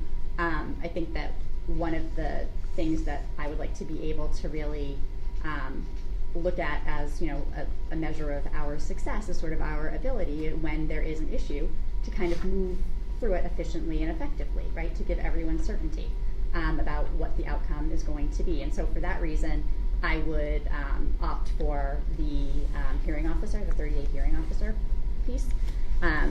So with that, it would be adopting the informal fair hearing processes that are already set forth in state regulations. And the way that basically works is that there's formal and there's informal. The formal rules are really more like a judicial process. You have timelines, you have evidence rules, and the informal hearing rules are really the rules that more administrative agencies function under. It gives a little bit more leeway in terms of what can be brought in, the manner in which timelines and things like that can be set a bit more freely, and I think that it gives us more options, particularly because it's a model that other licensing agencies adopt, so it kind of makes sense. People understand what it is. If you're like an administrative law attorney, you generally understand what those rules are, and also I think that it in the event that there are appeals that go up to the superior court, judges know what the informal rules are also, and kind of how that process proceeds. So the way that it would work would be that the commission would send a notice of violation stating really strong due process rights, stating the grounds for the action, the right to request a hearing within a certain time period, and time period in which to make a request for the hearing. The hearings would be conducted according to informal rules. The burden would be on the commission to prove by preponderance of the evidence that the violation complaint of existed, and there would be a hearing which really takes more of the format of it's kind of like a meeting essentially, with the hearing officer, the licensee, and then whoever on the commission side would be presenting the evidence of the violation. Foreseeably, it's someone in the investigations and enforcement piece, right? You'd have the person kind of coming forward and saying like, this was the violation that we found. Would there be an attorney at that point representing us, and then an attorney representing them? Sure. So I mean, it would be it sort of like depends, right? it's totally foreseeable that you could have, that the investigations person could potentially be an attorney that could be presenting it. If not, maybe our general counsel or deputy general counsel for the commission would be in that meeting. Certainly on the other side, the person is allowed to represent themselves or not. They can. So the hearing officer, especially if they're contract or they're part-time, how would we ensure that they have the subject matter expertise in making the judgment? That's really about who we hire as a contract hearing officer. I mean, it's really about figuring out who the right person is. Now, the issue is, right, if you kind of play out the line game on this, if an appeal were to go up to a superior court judge, you have no way of knowing with a superior court judge, and that's where 38 appeals go, that any particular judge has a subject matter. You presume that that judge is going to come up to speed on it and is going to be knowledgeable and is going to turn to the people around them and sort of develop that area of expertise, depending on the hearing officer and sort of who we hire in those positions to be, a part-time hearing officer or a full-time hearing officer, a contract hearing officer. That's part of our role, right? Is to figure out, well, what do we need for the person who's going to be sitting in that position? Do we need somebody that is from another state and has explicit experience in this? Do we need somebody who just has a really, really good administrative law? Host of factors that we would need to consider in thinking about what that person would look like. But the point is that it would be a process that the commission, we would not be part of. It is the hearing officer. They stay in their lane. They make the determination. It is a final determination. If the licensee doesn't agree with the determination, then they can appeal it up. And that is the 30A process. And whether you end up in DALA, if we go down the lane of a DALA appeal process, or we go down the lane of a hearing officer appeal process, the appeal route is 30A up to the superior court. So that piece of it is not, that's just how 38 functions. Okay. So, my thought in this is really that I think because, what I said before, because we really want to make sure that we're kind of, setting forth what the expectations are in terms of behavior, and that we are trying to make sure that we're being efficient and effective in the way that we handle, anything that could be perceived as a violation is a violation, and that there's any question there, that we're sort of able to move through that very effectively and efficiently. I would recommend this that we adopted as a hearing process. And I mean, I don't know if the chair is going to have a question about, or the executive director, about the hearing officer piece of it, but I think that is something that is, I'm not. It's the salary or any contract attorney. It's not going to be. No. If we approve your recommendation, we'll make sure that it's budgeted appropriately. So that should not, in my opinion, be a consideration in terms of voting for this. The question I have is, should we vote on this and then go back to fines? Just fine, Yeah. Chairman. I'll speak in support of Commissioner McBride's determination. My prior legal practice was limited in terms of the amount that I was ever in front of DALA, but they're overloaded. Yeah. They're way overloaded. Yeah, I actually think we're going to get. So, can I have a motion to approve as written? So moved. Second. So let the record show that the recommendation or the motion to approve was made by Commissioner Flanagan, seconded by Commissioner Title. All in favor? Aye. Let the record show that this was approved unanimously by the commission. Thank you. So we're going to go back now to fines. And I thought we were getting pretty close to being ready to vote on this, but I want to make sure that we don't have further conversation. Can we just walk through the whole process, all the pieces we're talking about? So deficiency statement, then fines, then a chance to appeal, then the hearing. Is that right? Where does progressive discipline fit into that process? So you're not necessarily required to fine someone. So it's going to be a determination again based on the different factors. Is this someone who is repeatedly causing violations of the regulations? It's very common sense sort of determination in terms of the factors in determining the amount of fines. Are they remaining compliant with their training? Are they in the leadership program because they're doing well otherwise, and this is just an isolated incident? And what is the impact of what has happened, you know. So you look at all the different disciplinary tools in your toolbox to determine what is appropriate in a given situation. It's a little hard to map out in advance, like a formula. This happens, so you add this, and this. I think there does have to be some leeway given so that you can look at a particular situation and be appropriate, but you also have to have policies in place to make sure that there is consistency in the enforcement process. It's a little difficult to put that in regulation. That is more the policy of the commission and reviewing what is done by the staff and ensuring that. So I think I'm going to piggyback a little bit on what Commissioner Doyle is saying right now, right? So the way that I sort of see it playing out, right, is that you have compliance officers, right? You go out for your inspection and something is found. The officer writes up a report on what that issue is and says to the licensee, there's this issue that we found. You need to fix it. You're going to have 10 days in which to fix it. I'm going to come back and I'm going to check on it, right? I would foresee sort of like occasionally in our meetings, we're going to have a part of the meeting where the investigations and enforcement head or someone is going to come in and is kind of going to give us a report.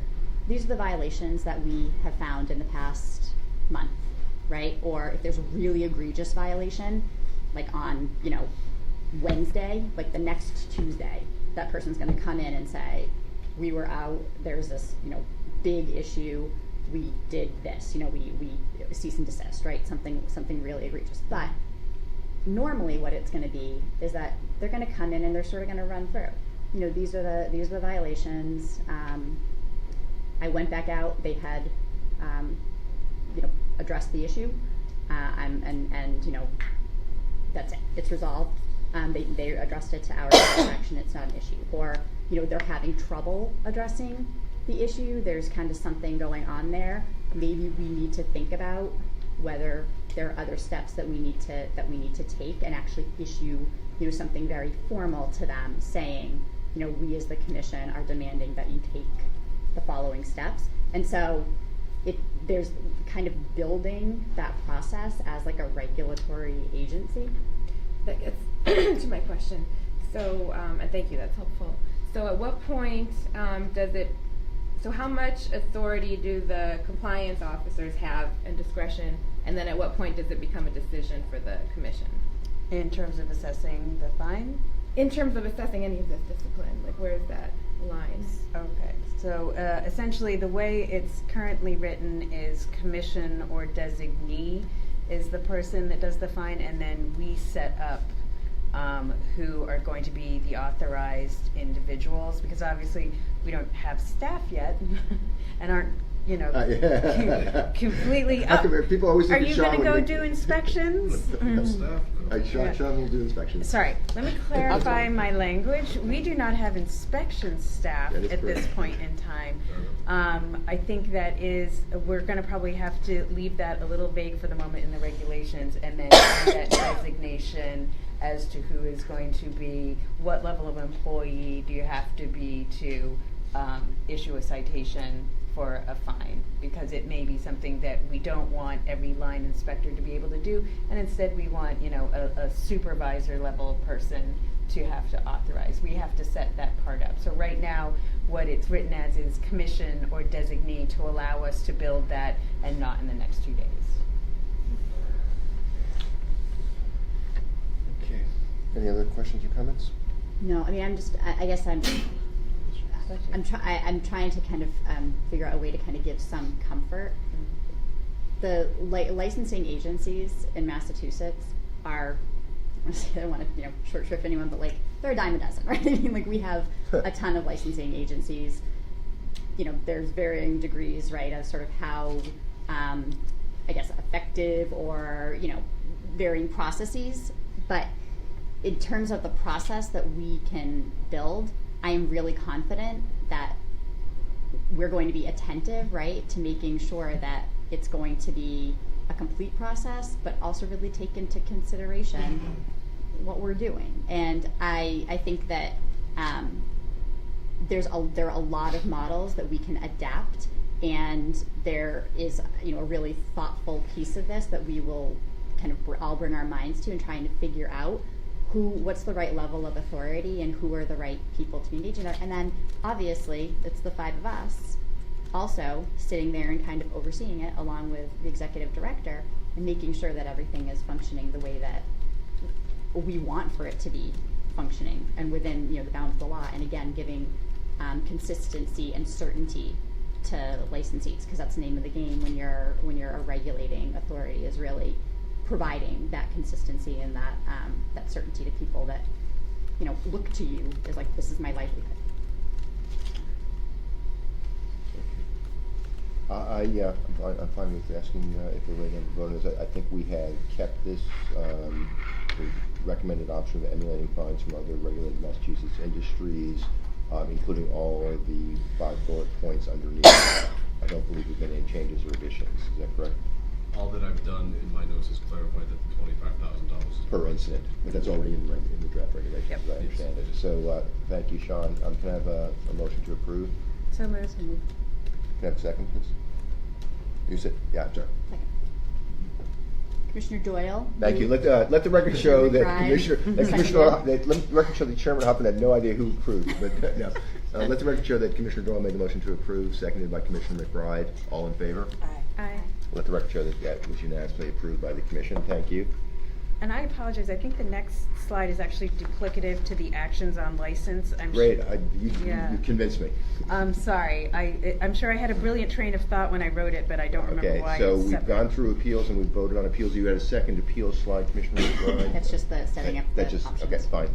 So the last one that is left, which I thought was actually pretty straightforward and dry, but you informed me yesterday was not, Commissioner Doyle, is Oh, non-conflict. it's not that it wasn't. It was just at that time I didn't want to talk about it, so I said no. Are you willing to talk about it now? I am. That's great. Please do. It is very straightforward, and it is essentially saying that we're not requiring anyone to violate federal law. We're also not purporting to give immunity under federal law.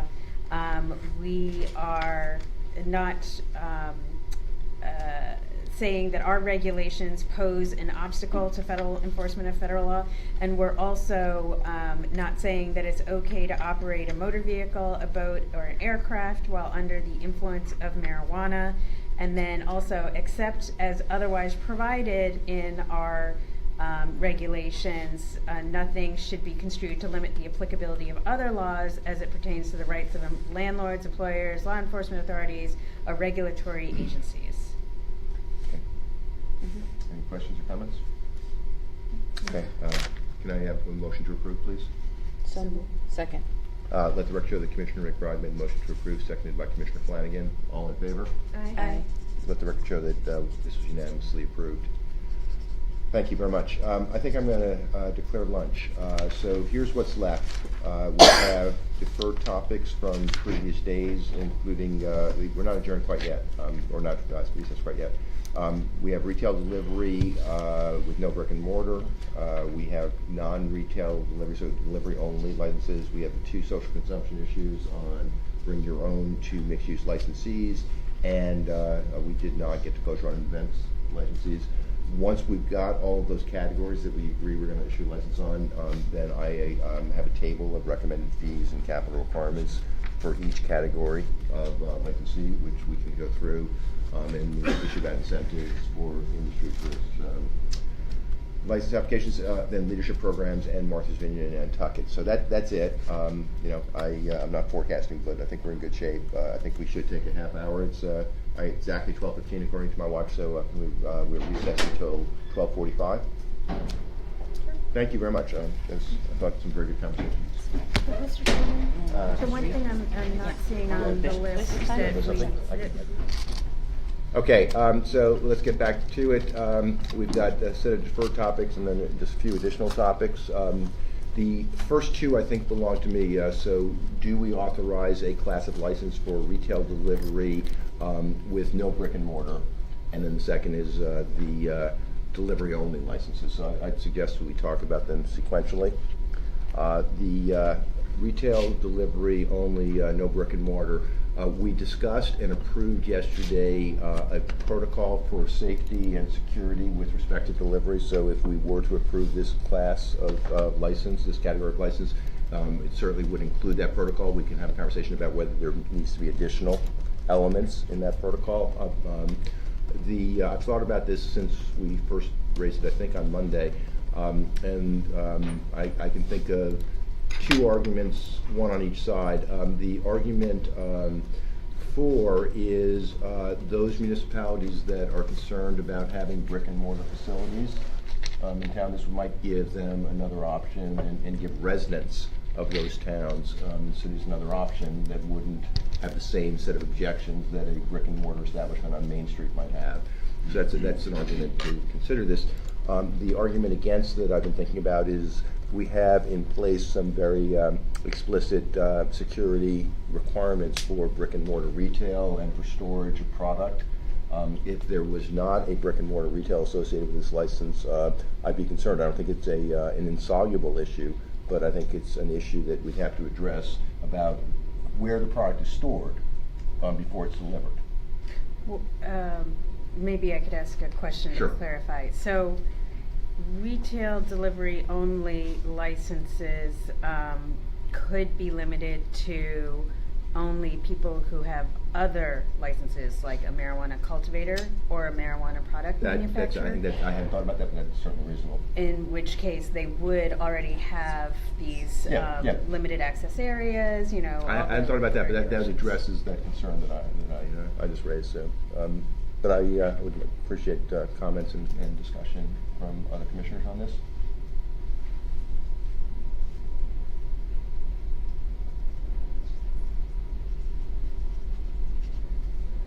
So I'm gonna do like a stream of consciousness. You do a what? I'm gonna do a stream of consciousness right now. I can so hardly wait. Just kind of bear with me.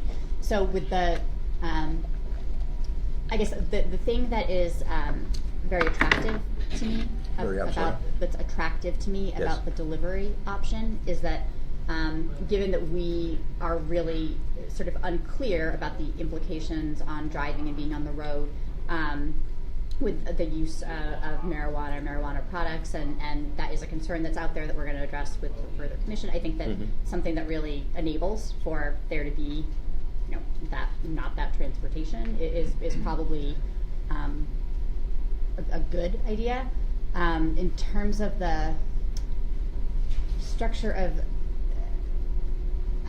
I think I kind of go back to what we talked about yesterday, which is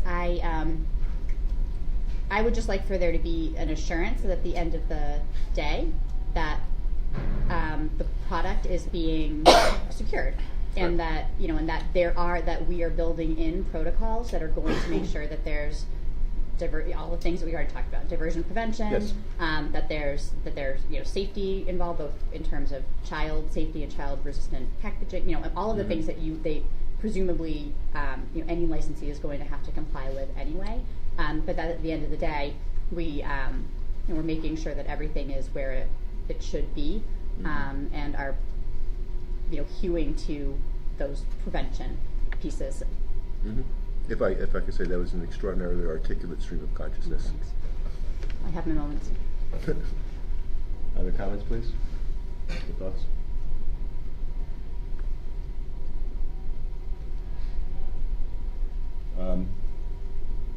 I guess I'd like, I don't know if that, I think it's a technical legal term, friendly amendment, or I'd like Commissioner Doyle's friendly amendment that we offer retail or delivery only licenses without requiring brick and mortar only to somebody that has a marijuana establishment license. But it would have to be processor, or would it have to be a processor license? I'm trying to think if there's anyone that should be excluded from that.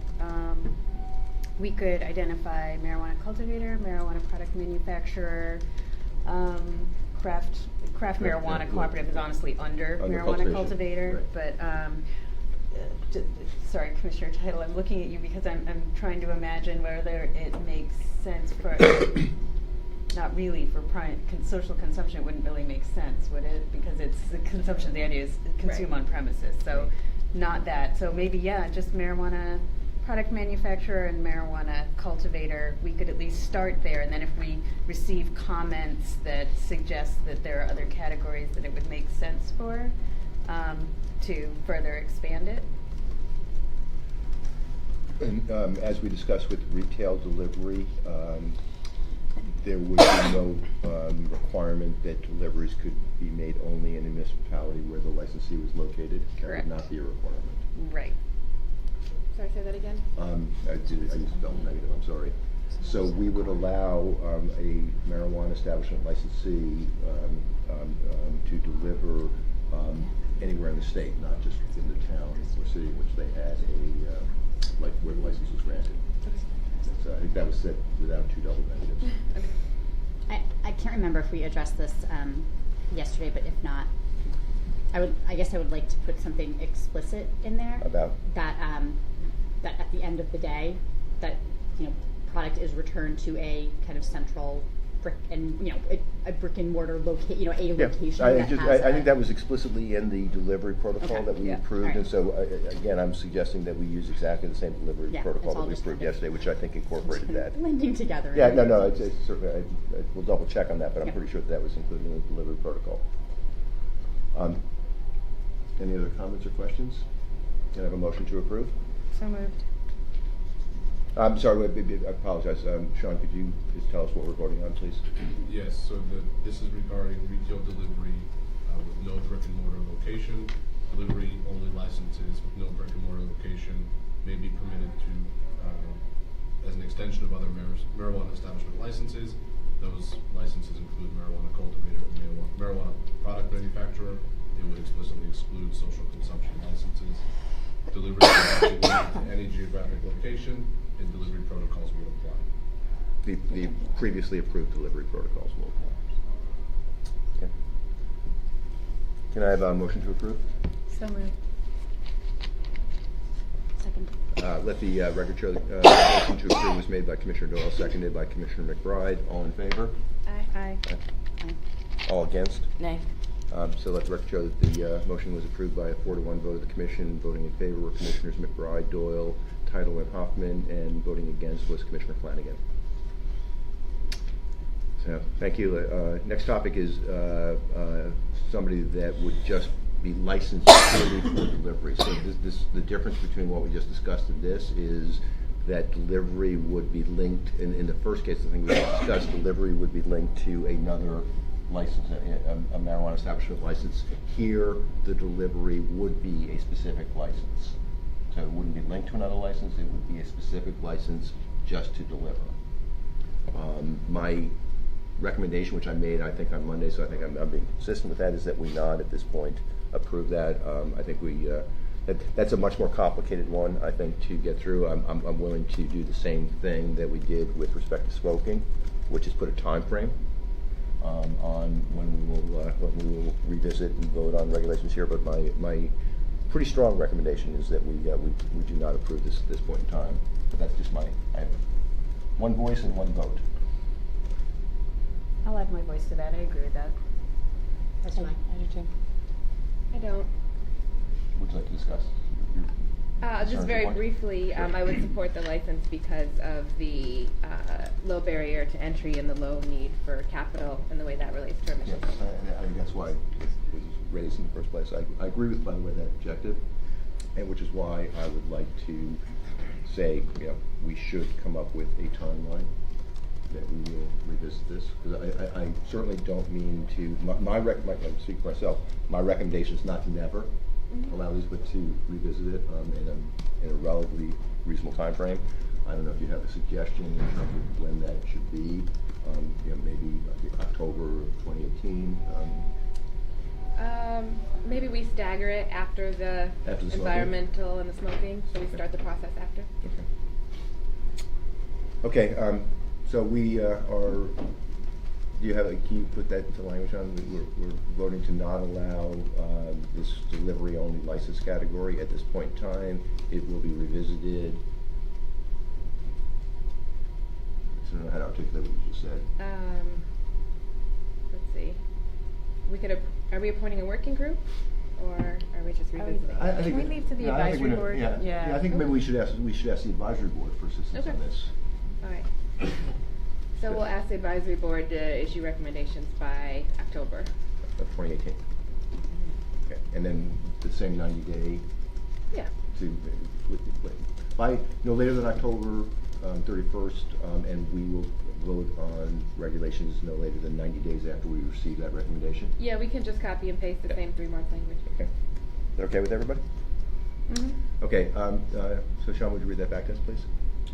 Sure, so the recommendation at this point regarding delivery-only license not linked to any other marijuana establishment license is to not permit or allow the license category at this time, refer the issue to the Cannabis Advisory Board, and have the advisory board issue recommendations by October 31st, 2018. And then I will find the language from earlier and copy it Fair to enough.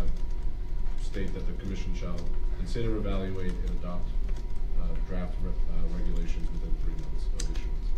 Thank you. Can I have a motion to approve? So moved. Can I have a second? Do you have an issue before we vote? No, we can, let's vote on this, then I have a. Okay, great. question. So can I have a motion to second, please? Second. Thank you. Let the record show that the motion to approve was made by Commissioner Doyle, seconded by Commissioner Flanagan. All in favor? Aye. Aye. All opposed? Nay. So let the record show that the motion was approved by a 4-to-1 vote by the commission. Voting in favor were Commissioners Flanagan, McBride, Doyle, and Hoffman. Voting against was Commissioner Title. Okay, thank you.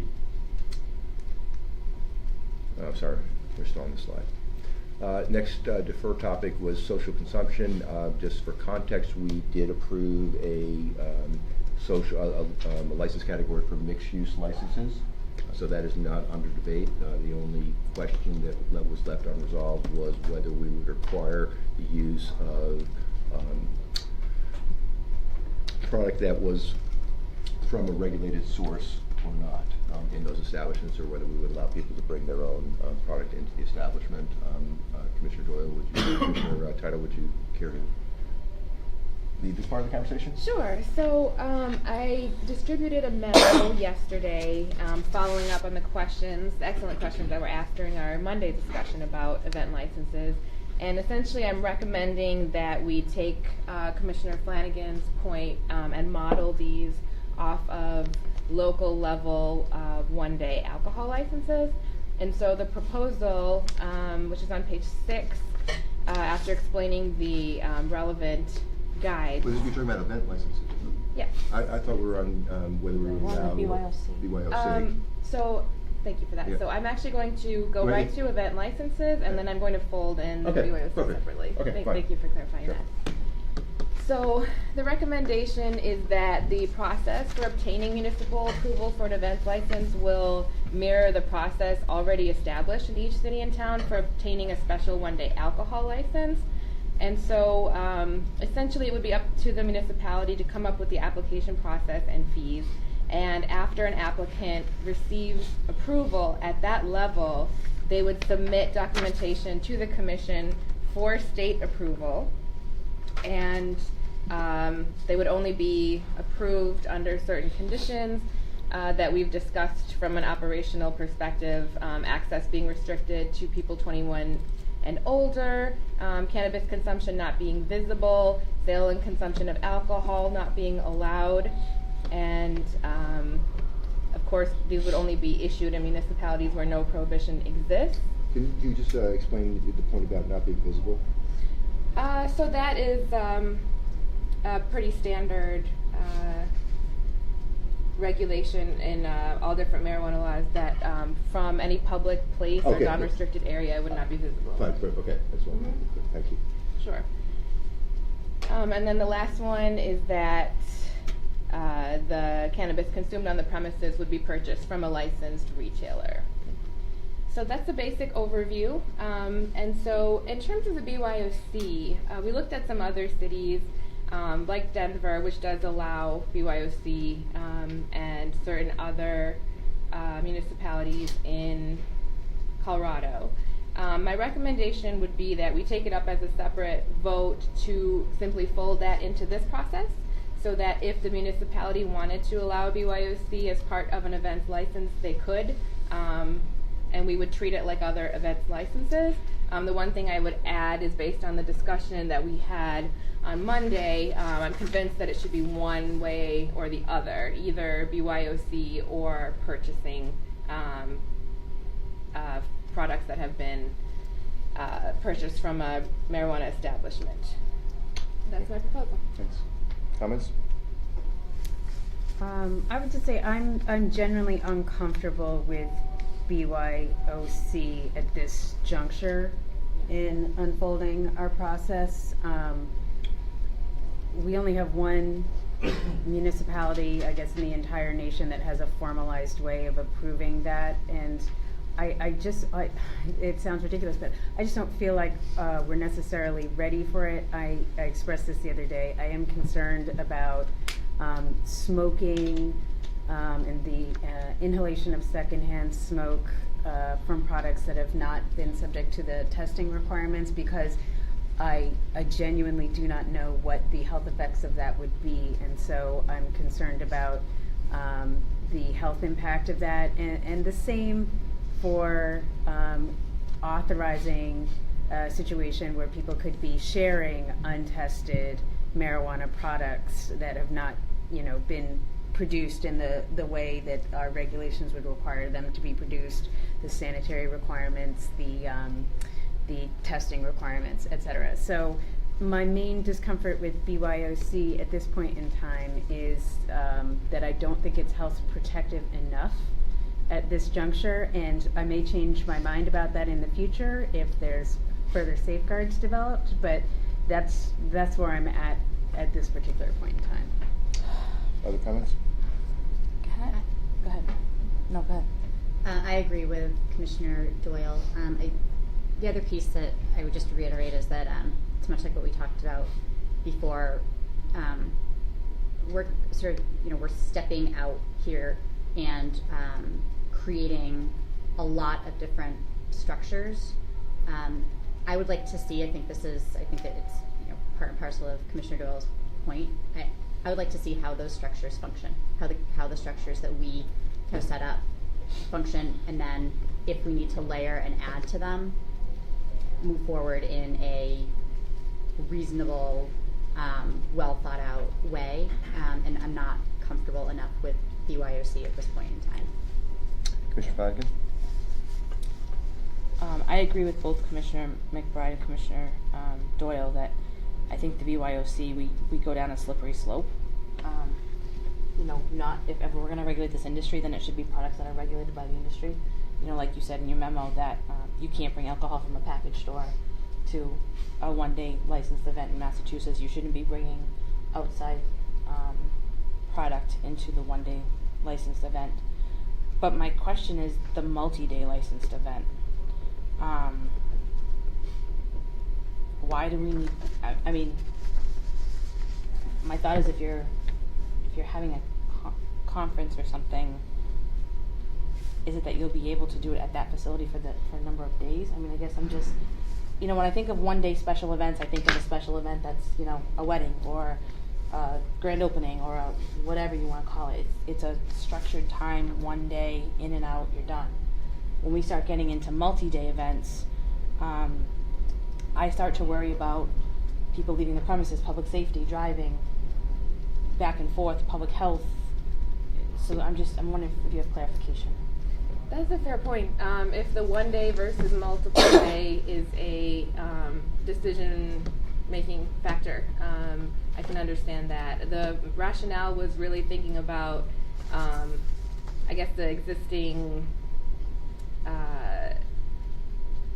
opportunities that have been brought up as event licenses, and Indians have 3-day weddings, so that's just something that I think about with I feel like weddings. so don't Italians, having been Right. through something like that. Right, so that was my thought process, but I do understand the rationale about, getting home and getting back, so one day can make sense too. Just real quick on the BYOC, that was a good discussion. I would have recommended modeling it off of the existing municipal BYOB license like the ones that Boston has, but it's a good point that the smoke is not considered in those processes.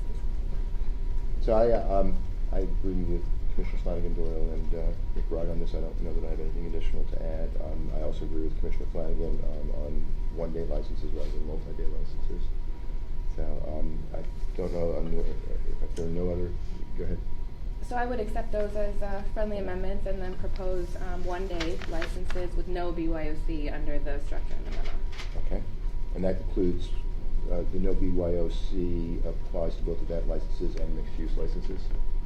Or do you want to have separate conversations going on? 'Cause I thought you said that you thought we should be parallel between multi-use or mixed-use and event. Right. I'm fine with taking it out of both. Okay. So, Sean, can you tell us, give us language for what we just talked about? I might have missed that last part, so Commissioner Taylor, the BYOC element to this is for both on a one-day license as well as for social consumption? I'm removing BYOC from the proposal. From both? Yes.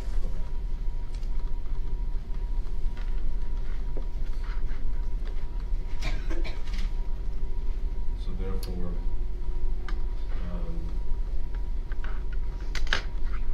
Can I ask one question, Sean, before you do that? Maybe I'll stall to give you more time to do what you gotta do. Appreciate it. Commissioner Title, can you walk me through,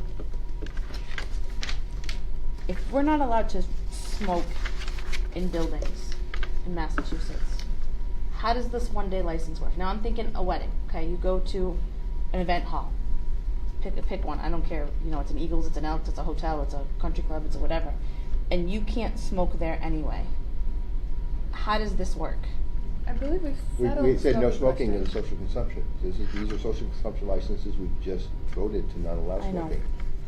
At this point, we'll take it up again in the time frame we agree, which is Okay. 30 days or 3 months from when the report comes back. But right now, we are authorizing social consumption in, well, we've already authorized it in mixed-use events or mixed-use licenses. We are now authorizing it in one-day events as defined by Commissioner Title, but smoking is not allowed as part of social consumption at this point in time. So, okay. Is that- Yeah, no, okay. It may have been that the memo was drafted before. Yeah, that might because be- I'm just looking at this and reading what's in front of me. So did Commissioner Flanagan speak, giving you enough time? That was actually very helpful. Thank you. Happy to be of service. Any other questions? Do I need to have any? George, do you need any more? Do you want any? You want any more? I think I'm settled. I have the right punctuation. I've never been shy. So therefore, relative to social consumption and event licenses, the process for obtaining an event license limited to 1 day at a time should mirror the process for obtaining a one-day liquor license. Once approved locally, though, submission would be required to the Cannabis Control Commission and would be approved with certain conditions. Those conditions include access must be restricted to those 21 and over, consumption must not be visible from any public place, sale of alcohol would not be permitted, issues where no prohibition already exists, and that's prohibition on any marijuana establishment? Yes. A ban? Yeah, yes, thank you. And cannabis must be consumed on premises, must be purchased from a licensed retailer. Second point would be that patrons of social consumption licenses, including one-day event licenses, would be limited to products sold by the marijuana establishment, and therefore BYOC would not be permitted. I'm so sorry to do this. I actually have a question about the last part of D. Should we be limiting it to licensed retailer, or should we be, I'm trying to figure that out. Is this a consumer buying it? Because an event license is typically run by a catering entity or something like Maybe they buy that. from the processor? Yeah. All right, well, let's leave licensed retailer for now, and we'll see what feedback we get in the draft regulations process, because I'm not sure how that will work. Sean, from your experience with the alcohol licenses, what would you recommend? A one-day liquor license from a municipality would be required to purchase from a wholesaler or distributor. Okay. Could we just change it to establishment? Sure, I'm now trying to think of how it works on the flip side, because would an event license holder be considered, it's a marijuana establishment, so a marijuana product manufacturer or cultivator Could could sell sell to, to yeah, them. yeah. Okay, obviously the cultivator may not want to because, okay, I'm good. But we're not gonna require that it can come from a retailer as well, though. It sounds like an For alcohol. alcohol, it may not. I know, I understand, but for what we're talking about, we're saying it can be a retailer or it can be another marijuana establishment. We're not restricting sales to event licensees from retailers. So the, I might be overthinking this as well, but I'm now putting in the context of a tracking system. Mhm. And if from a tracking system standpoint, a cultivator or processor would not be able to sell retail, Well, so for tax purposes. So it's an event license is a marijuana establishment. An event licensee is a marijuana establishment under the regs. So a marijuana cultivator and a marijuana product manufacturer could technically sell to them while the smoking is not on the table. I don't know that a marijuana cultivator would actually end up doing it because I don't, yeah, they wouldn't be able to smoke it. So it's more likely in at least the immediate future to be the marijuana product manufacturer that would be interested in doing this. Can I ask a clarifying question? So would the person come on premises and sell it on the premises? Would you have to like use them as a vendor to come on? If you have a 1-day license and you're going to, I don't know, an Eagles Hall or whatever, would you then contact with them as a vendor to come in? How would the product get from point A to point B? I mean, the intention is to mirror the way that it works with the alcohol license. Alcohol, you sell it on the premises. I mean, you could. Like if I don't have to contract for an alcohol vendor, if I'm at a place that there's a bar, I rent the space and they have the bar there and I have to pay the bartender. But what about venues that don't typically offer alcohol? Like, in Massachusetts, you have some of those historic houses where you can hold events. They don't actually have their own alcohol sales there, but the caterer brings the alcohol. That was actually the model that I had in my head, perhaps mistakenly when thinking Well, I about think this. that both alternatives exist, don't they? Yeah, you could do. And that the caterer buys alcohol from the wholesaler as well, but the caterer also has the liability of serving and the tips certification.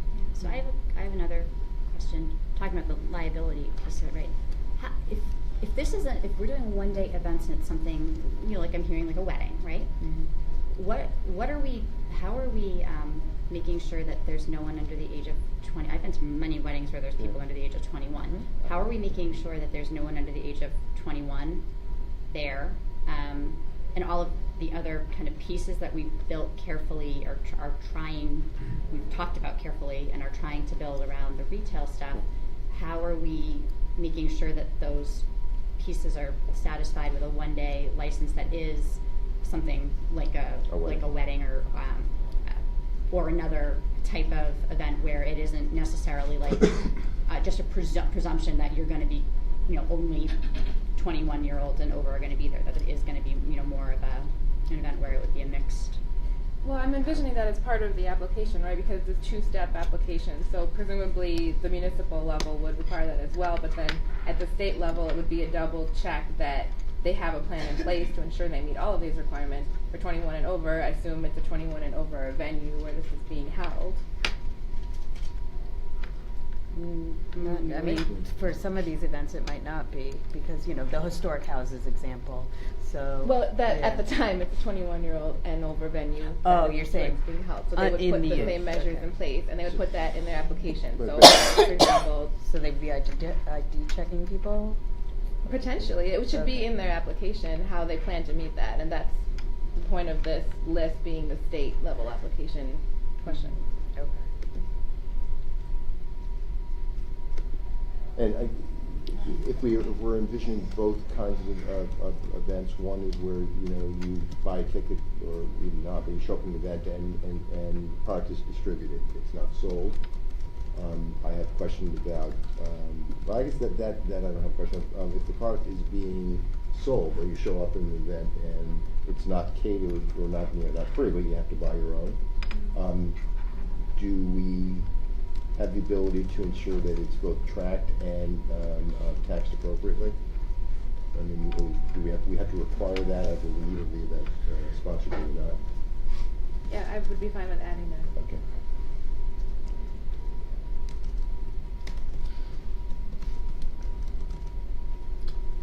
we ready? Are there other questions or comments?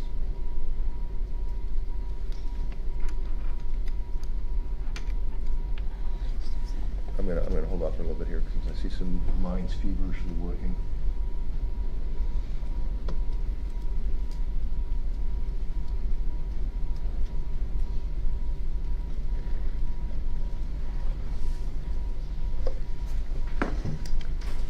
Commissioner McBride? Commissioner Flanagan? I don't know what I say. Okay, no, that's what I was Just asking. thinking- Just thinking. Okay. Commissioner Doyle? I just want to thank Commissioner Title for all the work she's done on this because I think it's very carefully thought out. Okay, well, I agree. Thanks for saying that. I want to thank all of the commissioners for your comments because that is the whole point of this process. And we are clearly doing something new here and there are clearly going to be questions. So it's good. Okay, Sean, would you please go through this again? Sure. So therefore, this is relative to social consumption and event licenses. The process for obtaining an event license, which would be limited to 1 day at a time, should mirror the process for obtaining a 1-day liquor license. Once approved locally, however, submission must be made to the commission and approved with certain conditions. Those conditions would include access to restricted to individuals 21 and over. Consumption must not be visible from any public place. The sale of alcohol is not permitted. Sale or consumption, excuse me. They may only be issued where no prohibition of establishments exists. Cannabis consumed on the premises must be purchased from a licensed retailer or releasing licensed establishment. Establishment, And any sales must be accommodated or incorporated into the tracking system for the purposes of tax compliance. And broader patrons of any social consumption license, including 1-day event licenses, will be limited to products sold by the marijuana establishment, and therefore BYOC would not be permitted. Thank you. Can I have a motion to approve? So moved. Can you have a second, please?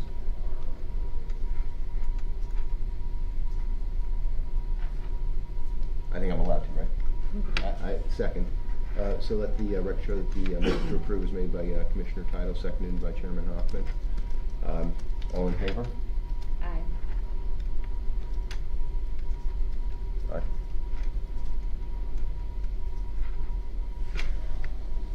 It's fair when we all do this at once, but go ahead and take it down. Okay, all opposed? Nay. Okay, let the record show that this motion was not approved by a 3-2 vote. Voting in favor were Commissioners Title and Hoffman. Voting against were Commissioners McBride, Flanagan, and Doyle.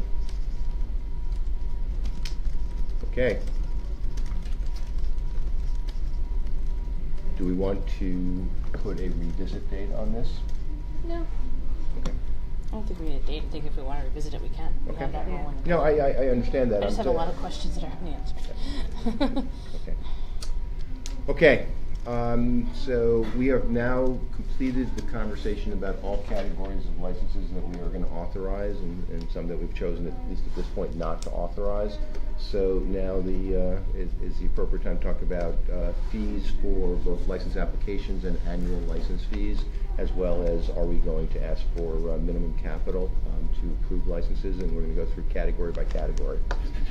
Let me start just by telling you, we're sharing the philosophy that I use to do this. I'm not trying to say it's the right philosophy, but I just wanted to, in the spirit of complete disclosure, tell you how I thought about this, which is, most importantly, application fees and annual license fees are intended to cover our cost of processing the application and enforcing the license. This is not a source of incremental revenue. It is not, in the private sector, called a source of profit. We literally are trying to set license fees that cover the cost of processing the applications and enforcing the licenses.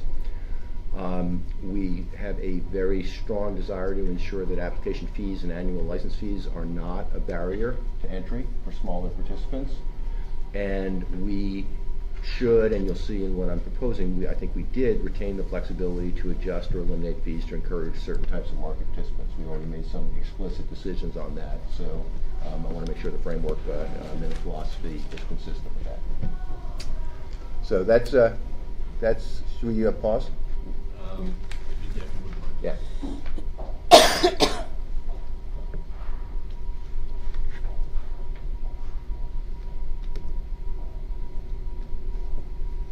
That's right in my eyes. Thanks.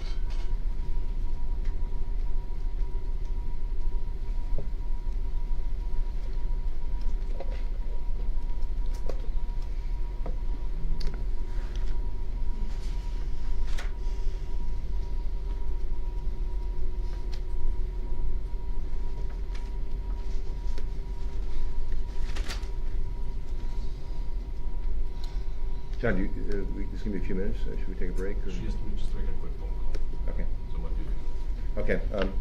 Well, I'm going to take advantage of that. We'll take a 10-minute recess. Didn't we? First of all, let me just go through the list of license categories, just make sure I've got them all. So we have 4 tiers of cultivation. We have craft marijuana cooperative. We have micro business license, a manufacturing independent lab, retail brick and mortar.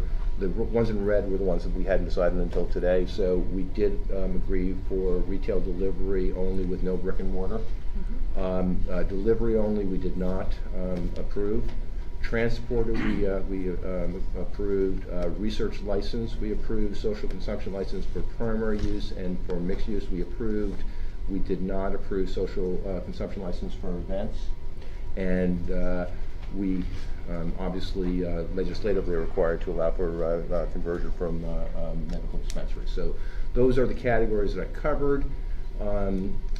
This is impossible for the audience to read, and I apologize, but the first part of this was to look at other states and just get a sense of what they did. And so I have a table here that looks at Colorado, Oregon, Washington, and California, and looks, a lot of the categories that we have approved licenses for are not covered in other states, and there's some differences, but I looked at cultivation, manufacturing, labs, retail, and distribution/wholesalers in other states. And it's hard to read, but let me go through it. So all of the states that I looked at tier cultivation in terms of license categories.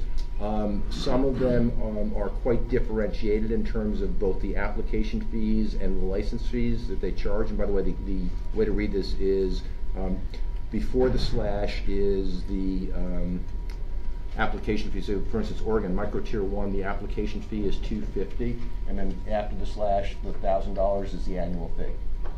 So that's how you can read this. So all of these states tier their cultivation. Not all the states, however, differentiate their application and licensing fees by tiers. So for instance, in Oregon, the application fee for all tiers of cultivation is $250, but then the annual fees go from $1,000 at the lowest tier to $5,750 at the highest tier. Washington has different tiers, but they don't differentiate in terms of $250 application fee and $1,480 annual fee, regardless of what tier. California is being California. And so they have many tiers. They have differentiated between indoor and outdoor cultivation. And for those of you that can't read, the fees for indoor cultivation are dramatically higher. The license fees are dramatically higher for indoor cultivation versus outdoor cultivation. Without having talked to California about this, it's obviously they're encouraging outdoor cultivation versus indoor. And just for, again, since some of you might not be able to read the small print, for the largest tier of indoor cultivation in California, which is 10,000 to 22,000 square feet, the application fee is $8,655, and the annual fee is $77,905. So, kind of an outlier compared to what the other states look like. If you move away from cultivation into manufacturing, then it starts getting a little less differentiated. What you see though is an average more or less of $250 or $300 for an application fee, a non-refundable application fee. It varies, but that's kind of the average. What Colorado does is that they don't have an application fee, but the license fee goes partially to the state and partially to the municipality where the license will be granted. So they have a different structure than we do. But again, this is not meant for anything other than kind of a reality check of where other states are on this, and I use this not as this is the way we're going to do it, but just to make sure when I came up with my recommendations that I understood how it related to other states that are further down this process than we are.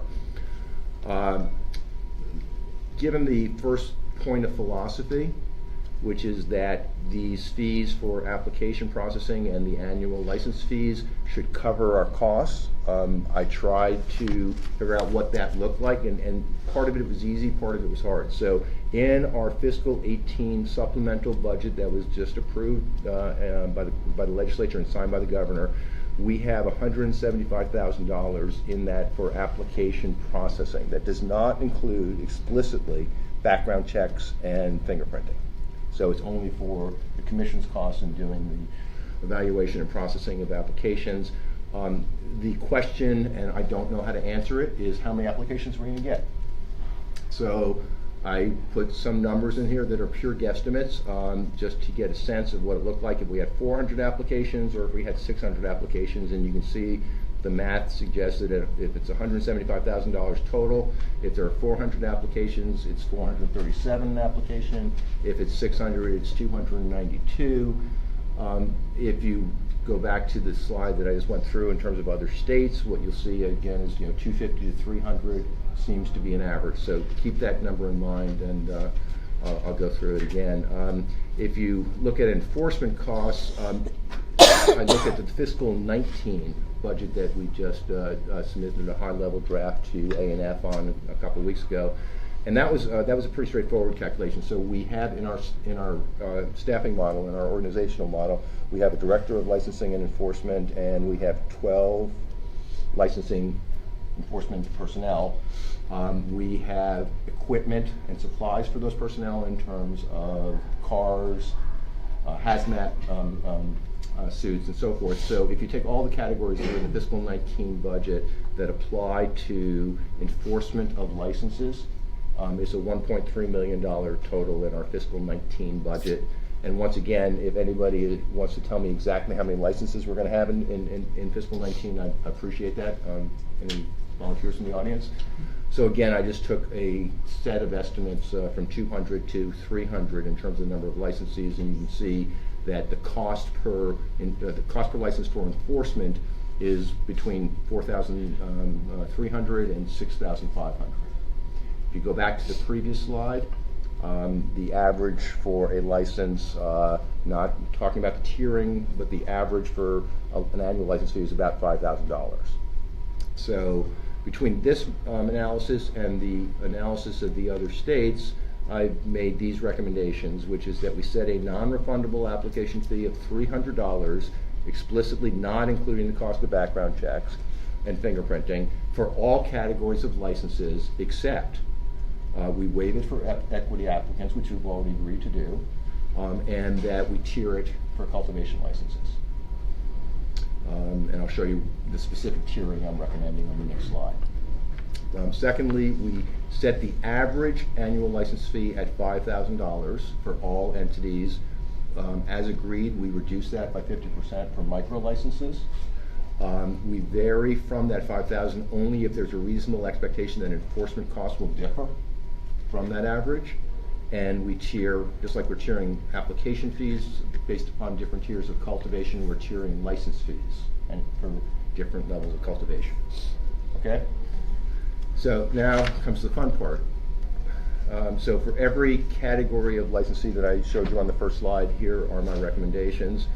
You can see I proposed tiered application fee and annual license fees for cultivation based upon the tiers that were defined and approved by us, I think, on day one. So I don't remember the exact demarcation, but it's the tiers that we approved. And the annual application fee goes from 100 to 600. As you go from tier 1 to tier 4, the annual license fee goes from 1,000 to 2,500 to 4,000 through tiers 1, 2, and 3. And then since tier 4 is over 10,000 feet but can go well beyond 10,000 feet, I proposed a $5,000 annual fee plus 25 cents per square foot over 10,000 feet. For craft manufacturer cooperative, I didn't see a reason to vary this, so it's $300 for the application fee, and then whatever tier they fall into, they pay the appropriate annual license fee. For micro license, I did not change the application fee, particularly because, you know, they're gonna be looking, you know, it's multiple dimensions of licensing, so I don't think our application costs or processing costs are gonna go down, but I did reduce the fee, the annual fee, as we agreed to do. For manufacturing, independent labs, retail, brick and mortar, I didn't see any reason to vary from the averages I suggested on the previous slide, so $300 for each of those categories for application fee, and $5,000 for annual license fee. I did not do retail brick and mortar because I wasn't sure whether we were going to get there or not. My proposal in real time would be the same as retail. Well, let me actually. Let me come back to that, but let's keep going on. I promise you I'll come back. Delivery only, we did not approve, so we'll take that out. Transportation, the standard $300 and $5,000. For research license,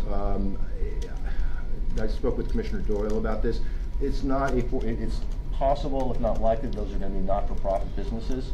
And so I thought a $5,000 fee for that, plus there's social good coming out of that research. I propose a lower annual fee of $1,000. For social consumption, we did not approve event licenses, but for primary use, the standard $300, $5,000. For mixed use, since this is a smaller part of the business, I propose the same $300 application fee, but a $2,500 annual fee. And again, I'm happy to talk about all of this, so I see where I need to. For RMD conversion, and I haven't talked to anybody about this, so I'm more than happy to get feedback on this. For RMD conversion, we have to really look at 3 levels of licenses, which is cultivation, processing, and retail. But we're not going to start from scratch as Commissioner McBride proposed in her license process. So I took 3 different categories of license that we'd have to evaluate, and that's $900, and said because we're not going through the whole process, I just cut that in half, which is where the $450 application fee comes from. And then, to me, if we're going to allow conversion, then it should be the sum of what they would be charged for cultivation, retail, and manufacturing. So that could be argued, because you could say that all we really need to do is give them a retail license. So you could say it's $450 plus the $5,000 that we're talking about for a standard retail license. I'm a little bit, in my own mind, unclear on that. And I presume that built into that is a presumption that they're going to continue with each of those practices instead of converting and then downshifting into one or more. So I would actually think about that. suggest a comma as applicable, because if they decide, I think that addresses my Right. concern. If they're going to downshift, it should be different fee rate. So back to retail delivery only, with no brick and mortar. I think the $300 application fee is appropriate. I think the answer is that we just agreed that we would allow any marijuana entity to do delivery. So I don't think there should be an application fee, but I don't know that there's an additional license fee that's required. Because we're not giving out a new license, we're just saying that a marijuana entity that has a license can do delivery. I think that's exactly what we just agreed on, if I'm correct. well, Yeah. But I'm open-minded. I'm thinking about this in real time, so. sure. So the one thing that I would say to that, and then as the chairman is aware, I have a couple of friendly amendments. Yeah, to well, add. let's get to those in a bit, but yes. On the retail delivery, no brick and mortar, it's, certain entities will be allowed to conduct delivery. Right. We do still have some costs associated with that, including compliance enforcement and reviewing in the outset the protocol. So I agree, maybe $5,000 is a bit high. So maybe it's $2,500 that It read my mind. great minds think alike. I don't know, I classified mine there, but Oh, well, thank you. I Absolutely. thought you were going to come up with a different No, answer. no. Would now be an appropriate time to talk about the friendly Well, amendments? I prefer that we get feedback on what I've got here, and then let's Okay. go into the changes. So is there any feedback or comments? So one of the friendly amendments actually pertains to something that is here that Sure. we haven't discussed. Okay.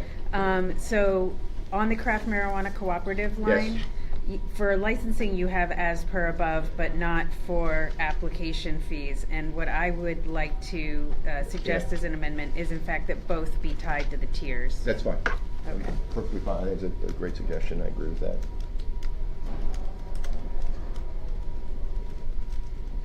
Any other comments or suggestions on this? I think the approach you took and the way you explained it was really thoughtful and rational and in line with our Thought you disagree with mission all my conclusions. statement. No. I completely agree with almost all of them. Where would you have an issue? My question is the mixed use licenses. Uh-huh. And I don't feel strongly about this. Perhaps it's just that the enforcement is going to cost $2,500. You think and that's that's too fine. high or too? But if Okay. I think it's worth considering, if you're mixed use and you just have a very small portion of your business is the cannabis use, and that just I would prefer for it to be on a sliding scale. Can you suggest what that scale might work? Well, I mean, I it should think be tied theoretically to I'm the okay. retail revenue. Okay. I'd be open to your recommendation. I'm happy to do that. I don't want to give you an answer off the top of my head, but I'm happy to think about how to do that on a sliding scale. I think that's an appropriate suggestion. At least I agree with that suggestion. I do want to, one other thing I want to mention, and let's keep going in the conversation. These are intended to be cost-covering licenses and processing fees. Given that you saw that I can come up with pretty good ideas of what the total costs are, but the cost per license is a complete guess at this point in time, we will revisit this. Obviously, as we get more into this and see how many licenses we are processing and what the actual processing and enforcement costs are of those licenses. So I think this is meant to be, let's get started and let's learn and adjust as appropriate.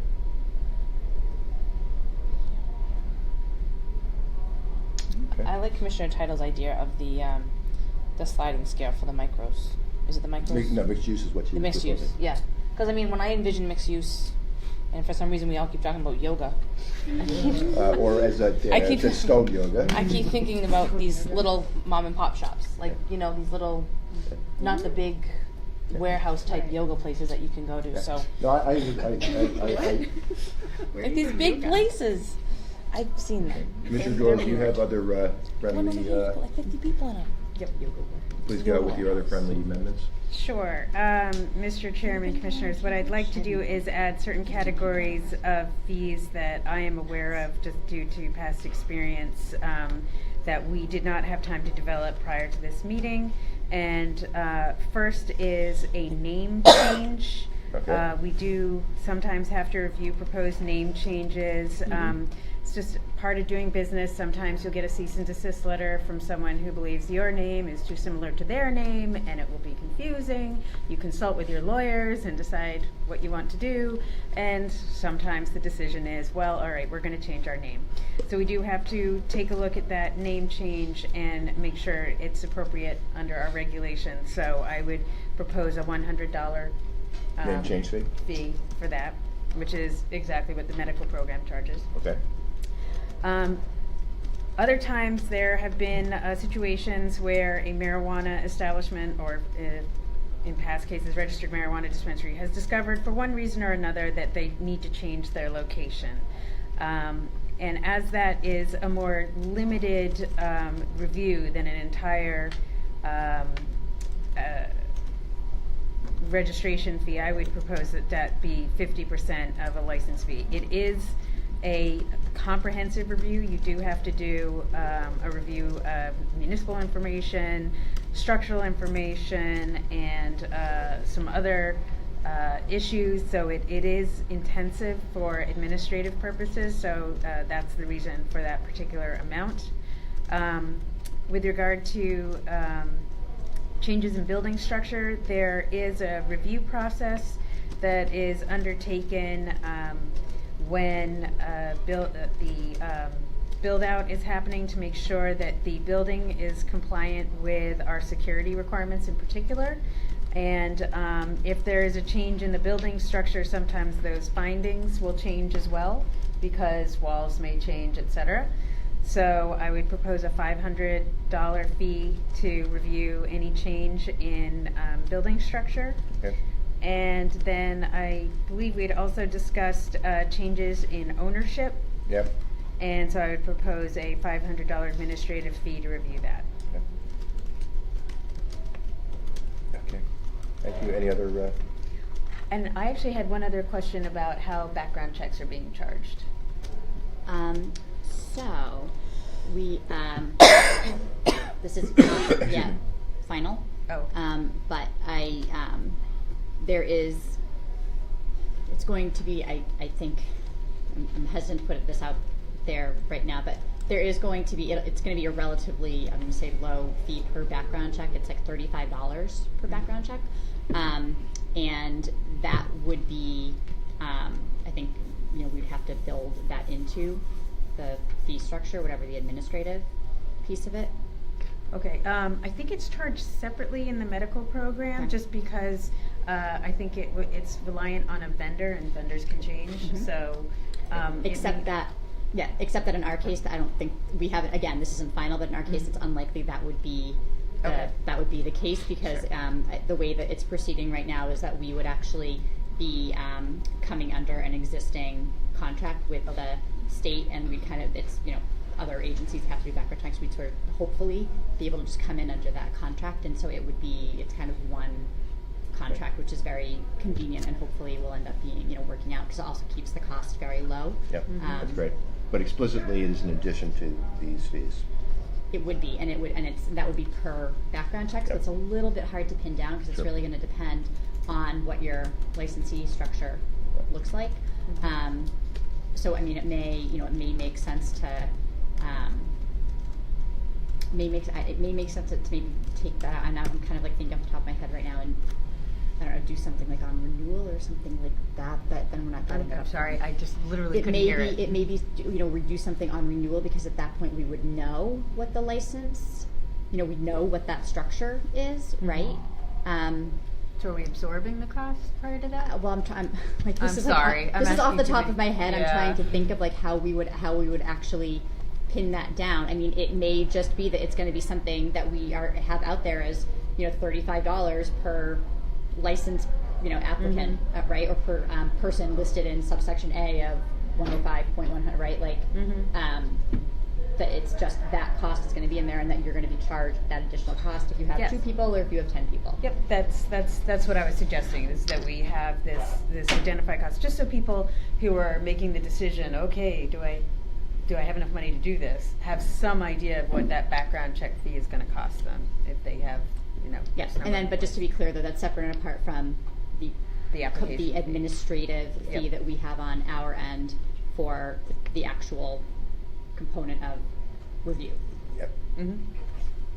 I wanted to make 2 other points that I think might be obvious, but just to make sure there's no lack of clarity. One is these are non-refundable fees, and 2 is the note at the very bottom of the slide says we have agreed to waive application fees for equity applicants. So these fees do not apply to equity applicants. The application fees, no. Okay, so the changes that I've noted, and Sean, just make sure that I haven't missed anything, please, is that for mixed-use social consumption licenses, we will replace the $2,500 with a sliding scale to be determined, but I can turn that around relatively quickly. That for craft marijuana cooperatives, the application fee will be tiered as above, as well as the annual license fee. Tiered as above based upon the square footage under cultivation. We are adding 4 fees for changes. A name change will be a $100 fee. A building structure change will be a $500 fee. An ownership change will be a $500 fee. And a location change will be 50% of the license fee. Did I miss anything? $1,000 for a research license. And I think I put that in there. That's in there already. Oh, sorry, I had this TBD. That was because I just changed it over lunch. Got it. And then Tries. Or I put a number in there over lunch. the retail delivery only, no brick and mortar was $2,500. Yes, that's correct. I'm sorry. It's a $300 retail delivery, no brick and mortar is $300 application fee and $2,500 annual fee. Correct. Okay. Right, Yeah, I yeah. think on this slide it's the wrong. Yeah, no, so the That's delivery fine. only, we did not approve, but we're just taking those and applying them to no brick and mortar retail. And we Yeah. also did not approve social consumption event license, so that also will be taken out of the. Correct, and then I fee just structure. added, as applicable to the RMD conversion for the Yes, license. yep. Okay, can I have a motion to approve? So moved.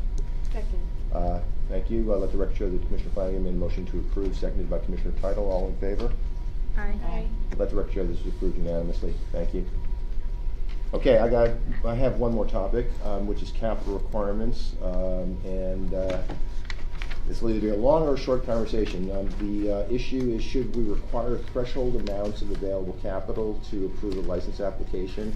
And let me just describe what a threshold, what available capital means technically. It either means that you can show assets of your own that are liquid of a certain amount, or a different amount of assets of your own that are illiquid, and it would be a higher for something like if your assets are a house, illiquid assets, you'd need a higher threshold just because it's more difficult to convert into cash, or a line of credit from an accredited financial institution of a certain amount, and we wouldn't say it has to be any one of those. It could be some combination of those three to get to a capital available capital requirement. We have two options with some kind of variations on the theme. We can set capital requirements. They do not have to be, and I frankly think they should not be the same for all categories of licenses, and in some cases we could actually not require we could require it for some classes of licenses and not for others. The second option is that we do not set capital requirements, but that we do, and this is again an option, not to set capital requirements, but require disclosure in the licensing process of the source of funding. And I think that's something we discussed, if I remember, on Monday. This is a complicated topic. The purpose of putting in capital requirements, I think, are couple. One is to make sure that the upfront investment required to start a business, particularly to adhere to security and other regulations that we're going to put in place, is there. Outside of the world of regulated industry, available capital is used for two things when you think about starting up a new business. One is not just making the upfront investment that is required, but also to cover your operating costs as a new business as your revenue builds. Very few new businesses open on day one and have 100% of the revenue that they expect that they're going to have on an ongoing basis. So there's some ramp, and I'm sure there's some exceptions to that rule, but none that I've ever seen. But there's a need for capital to cover that ramp where in the first couple of months or maybe longer, your operating costs will exceed your revenue. So that's the second reason to have available capital. And the third is a rainy day fund, which is there has never been a business that has done this. They go up and down, oftentimes unanticipated. And the rule of thumb, there's lots of different ways to measure capital adequacy, but the rule of thumb that I've always seen used and I think makes the most sense given what I just talked about is that the rule of thumb is what is the upfront investment required to start a business plus 3 to 6 months of operating costs to cover the ramp and to cover the rainy day. So part of the debate on Monday, and one of the reasons we deferred this conversation was, is there a way to set these in a rational way? And my argument is I think there is. Nonetheless, I'm not going to recommend them for a couple of reasons. One is both Commissioner McBride and myself did extensive Googling, and we have not. I did more than Googling. Oh, excuse me. I did not mean to demean your research. I did a lot of Googling. Commissioner McBride did some real research. But regardless of the research methodology used, neither of us were able to find capital requirements for adult use in other states. There are capital requirements for medical in Right. some states. So in Massachusetts, I'd say, certainly, I think in all Michigan, states, they're Maryland, yeah. But for adult use, I was unable to come up with, nor was Commissioner McBride, an example of another state that put capital requirements in place for licenses for adult use. Can I turn Please. to Commissioner Doyle very quickly, because I think there's a reason for that, right? And it's because you don't want to be leaving patients kind of high and dry, right, for their Correct. source of their medicine. So there's sort of this good Yeah. contextual reason. And I will say, for whatever it's worth, so I understand and agree with that logic, I will also say that in those states that are currently having these debates about capital requirements for medical, they're getting a lot of pushback. So it's a controversial issue even for medical marijuana. But for adult use, as I said, I've not found any evidence. But nonetheless, I've spent a lot of time thinking about this because I do think, we have a responsibility not just to develop regulations and not just to administer regulations and ensure enforcement. We're trying to stand up an industry. And I won't make the mistake I made in week one of saying a new industry, but we're trying to stand up a new legal industry. And I believe it is in our best interest, and particularly in the state's best interest, that it's a stable industry. There will be turnover. All businesses have turnover. Some will succeed and some will fail. But I do think it's in the best interest of the state and our commission that we create a stable industry. And I'm very worried about if we don't put in capital requirements, there's going to be a high rate of failure. The counter argument to that, of course, is that it's not our role to babysit. It's our role to ensure that we have adequate license requirements in place that will ensure public health and public safety, that we enforce those regulations, that we have the ability to take licenses away when those are not being met. But it is not our role to babysit licensees, and it is certainly not our role to guarantee the success of any entrance into this business. So I think this is a pure judgment call. I could probably spend, if you want to see a real rabbit hole, I could probably spend the next 2 days going back and forth on this. I believe that my judgment is that we should not require capital, but I'm certainly open to different points of view because I've been wrestling with this myself for the last 4 or 5 days. But my recommendation that I'd like to discuss is to not require capital or minimum capital availability for licensees. I would support that, but with conditions. Of course, and but the one condition that I am going to suggest is that we do require a source of funding. I have more. Okay. No, I just want to make sure that was included. But keep going. So if we're not going to set capital requirements for licensees, I do think there is some things that we should look at. Number one, to protect public health and safety, require the posting of a certain amount or a bond in a certain amount to deal with dismantling costs if someone goes under and disappears. That is common in some other regulated industries, and I think they should also be of a similar sliding scale that we've done for tiered, et cetera. Yep. The other thing I think that, at least in my opinion, is a problem is when you don't set the capital requirements for licensees, you may have a situation where someone gets through the application process and then flounders. Yep. And we have some people who that's happened to Yep. in medical. Yeah. Where Even with the capital requirements in medical. Yeah, they've just, because it is a very difficult industry to get up and running, some applicants have run into problems, and this isn't a secret. You go on the medical use of marijuana website, you can figure out who they are just by when they got licensed and what stage So they're at now. What's your suggestion? Just that we set expectations for how soon they are going to get up and running, because if they're holding on to a license in a particular space and other people are considering whether or not they want to open up something in that area, the fact that there's a licensee sitting out in that area creates confusion as to what the opportunities are in that area. Yeah, I think it's So I would like to require that, and I think it already actually is somewhat written in there, that the commission hold people to their milestones in terms of achieving And then, if they need to change it, obviously we review that, but make sure they actually do get up and running rather than just sort of hogging a particular area. No, I think it's right. Since I wrote these slides a couple days ago and then have done other things since then, I forgot that there's another point to my recommendation that I'd like to make and then continue this conversation. So don't set capital requirements, require disclosure, but to the conversation that we had a couple days ago about the technical assistance that we were going to provide for equity and minority applicants, to ensure that in that technical assistance program we give guidance on capital adequacy and requirements. That's great. Other comments?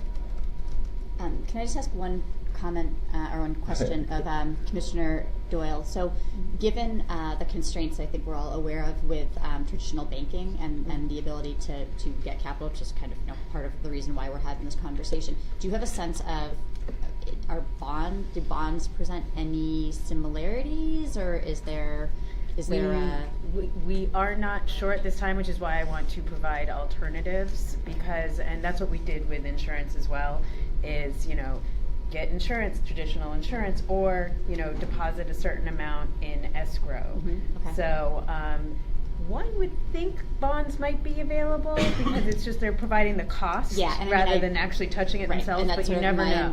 that's it's a my very good understanding, but I'm point. not, But so should we certain say an on that. alternative is escrow? Yeah, I think Yep. that's fine. Yeah. Yep. Other comments or questions? Okay, so I believe that the recommendation we're about to vote on is do not set capital requirements for licensees, but do require a disclosure of source of capital, ensure that technical assistance programs as discussed previously and approved previously give guidance on capital adequacy and requirements, require a bond or an escrow fund to cover potential dismantling costs, and to set expectations. Would you give me the language, please? Sure. That part of the application process will be to set benchmarks, and that there will be monitoring of compliance with those benchmarks in terms of becoming operational. Okay. Good. Sean, do you have that?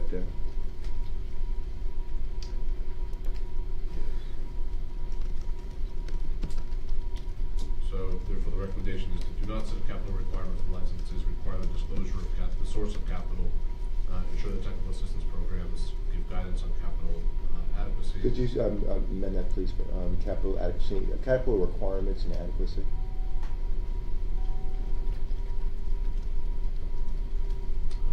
Ensure that technical assistance programs give guidance on capital requirements and adequacy, require the posting of a bond or sufficient amount in escrow to cover the costs of dismantling if necessary, and identify benchmarks and milestones, monitor compliance with the like.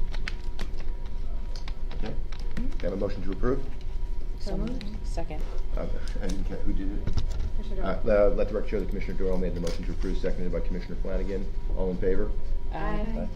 Let the record show that this was approved unanimously by the Commission. We have just a few more topics. I've had a request for a 5-minute recess, so we'll take a 5-minute recess. Stop the conversations and everyone take their seat, please. Thank you. Appreciate it. Sean, we're recording? We are. Okay, thank you very much. So we have 3 things left.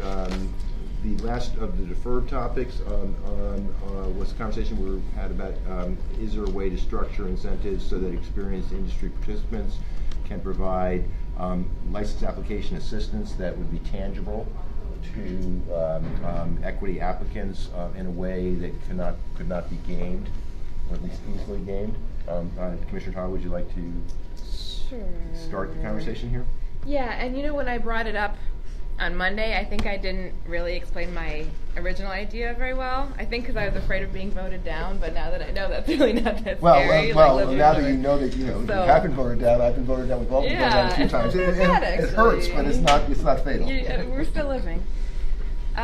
So the original idea was this. So we're granting all of these equity applications, we are granting them all this technical assistance, right, to help them go through the process at the state level.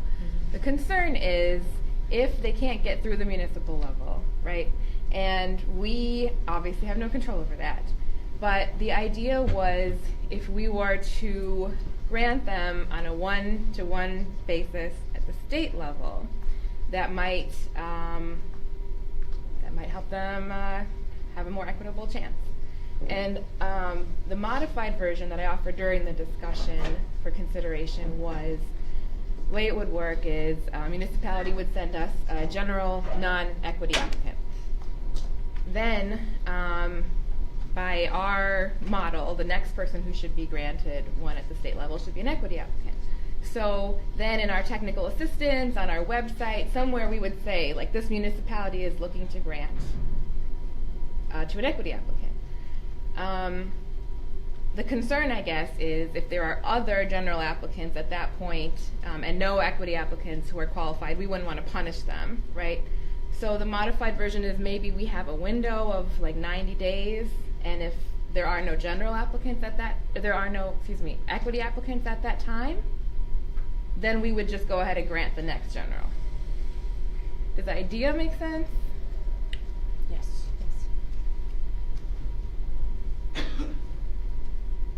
The other thing that came up yesterday when we were talking about possibly setting aside funds for security is perhaps we could tie that in somehow as an incentive, maybe for the municipality that, if they were to participate in this program or grant the license to the equity applicant, that we would then perhaps allocate some security funds.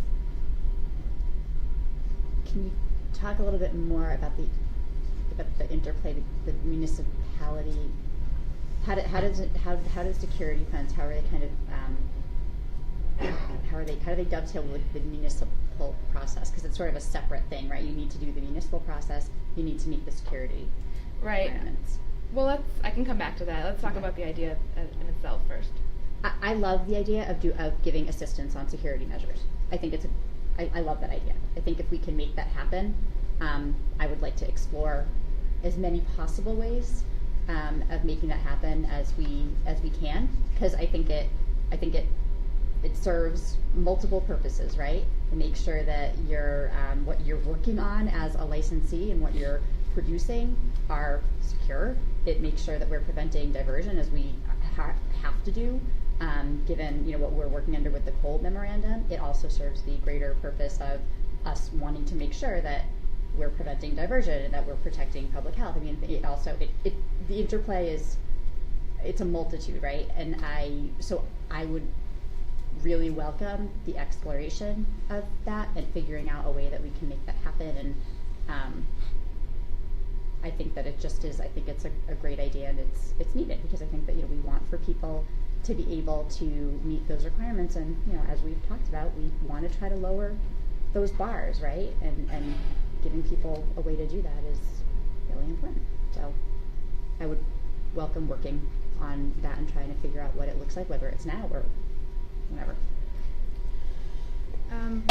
What thoughts on the one-to-one program itself? I'm not sure how we do this for a community that was willing to issue only one license. I mean, the one-to-one idea, I think if I remember correctly, came from Oakland. The concept. Yeah, the concept came from Oakland. It's obviously a big city, and there are going to be many, many licenses issued in the cities. For some of the smaller cities and towns of the state, if there's a way to understand, I just don't understand the practicality. Can I actually follow up? How has it worked in Oakland? How is it? It hasn't started. Oh, I'm sorry, I missed that. Okay. But we talked about the partnerships between the general and the equity applicants. So they have the process of getting them to partner with each other and start applying is well underway, and that part has been working so far. So my only question is that you said that somewhere on the website we would say that a city or town is looking to cite an equity applicant or approve. And I know that's supposed to be a positive, but what happens to the cities and towns who don't even get one?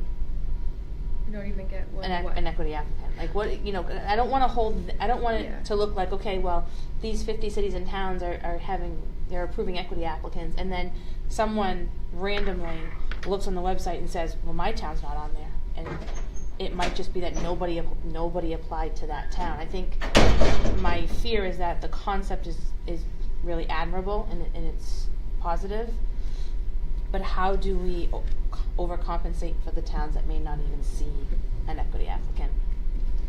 Well, I I think that was the purpose of the window, if I'm understanding you correctly.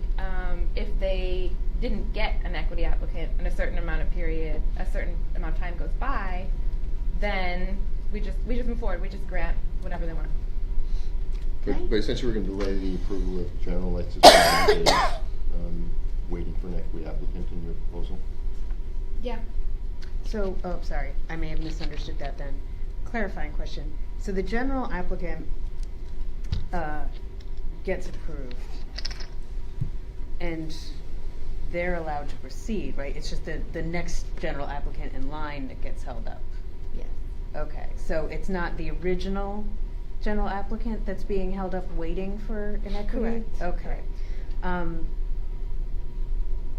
So then the other question I have is just how that fits in with the application structure, and I'm sure you explained it on Monday, but it's been a long week and I've forgotten already. So they go through the licensing process with us, and we issue the approval. When we're talking about a local approval, what are we talking about? By the city, like the Board of Selectmen, the mayor, whoever the liquor licensing authority is in that particular town? Are we saying they have to create something like that, or is this just more like the host? I'm trying to understand how it would work Right. functionally. Yeah. No, I was referring to the existing local approval process that's part of the application of intent. Okay, so that's the host community agreement, essentially, Mhm. right? Okay, so they come to us with their host community agreement already, and then they go through the application process. We approve the application. Applicant A is, he's a licensee now and getting ready to be done. We have another general licensee in the wings. They've got the host community agreement, but they're not an equity applicant. Right. So the next person that comes to us from that particular municipality needs to be an equity applicant Right. before we will grant applicant B any application. Right. Okay, and then the suggested period of time waiting is 90 days? Yes, but I'm flexible on that. Okay, no, I'm just trying to make sure I'm understanding how it would work practically. Right, so just one clarification. So essentially we would be telling the municipality, don't send us general applicant B until you send us equity applicant A. Well, right? but under the application process, they don't send us anything. It's the applicant that sends us stuff, right? So are you Right. saying don't sign the host community agreement? Well, that's the idea, right? So it's not that we are trying to hold up general applicant B. It's that we're encouraging the municipality to grant equity applicant A and then move on to general B. Right. So they should be going in that order in terms of signing the host agreement. Okay. Can I ask another question? Yeah. And I don't mean to play devil's advocate at all. But this whole issue has been based on economics, right? People are going to be able to be part of the industry, make money, the state's going to make money, we're going to create taxes, we're going to do everything else. How do we force, we can't, a city and town to go in the order that we want unless it's mandated in statute, and you all three can tell me if I'm wrong. I don't see how we can tell the city and town they have to do one for one on host community agreements. And if I'm wrong, tell me. But my concern is that it's all been based on economics. Like, let's get this industry up and running. We've heard people say, you're not going fast enough. I deserve this. We voted on this in November.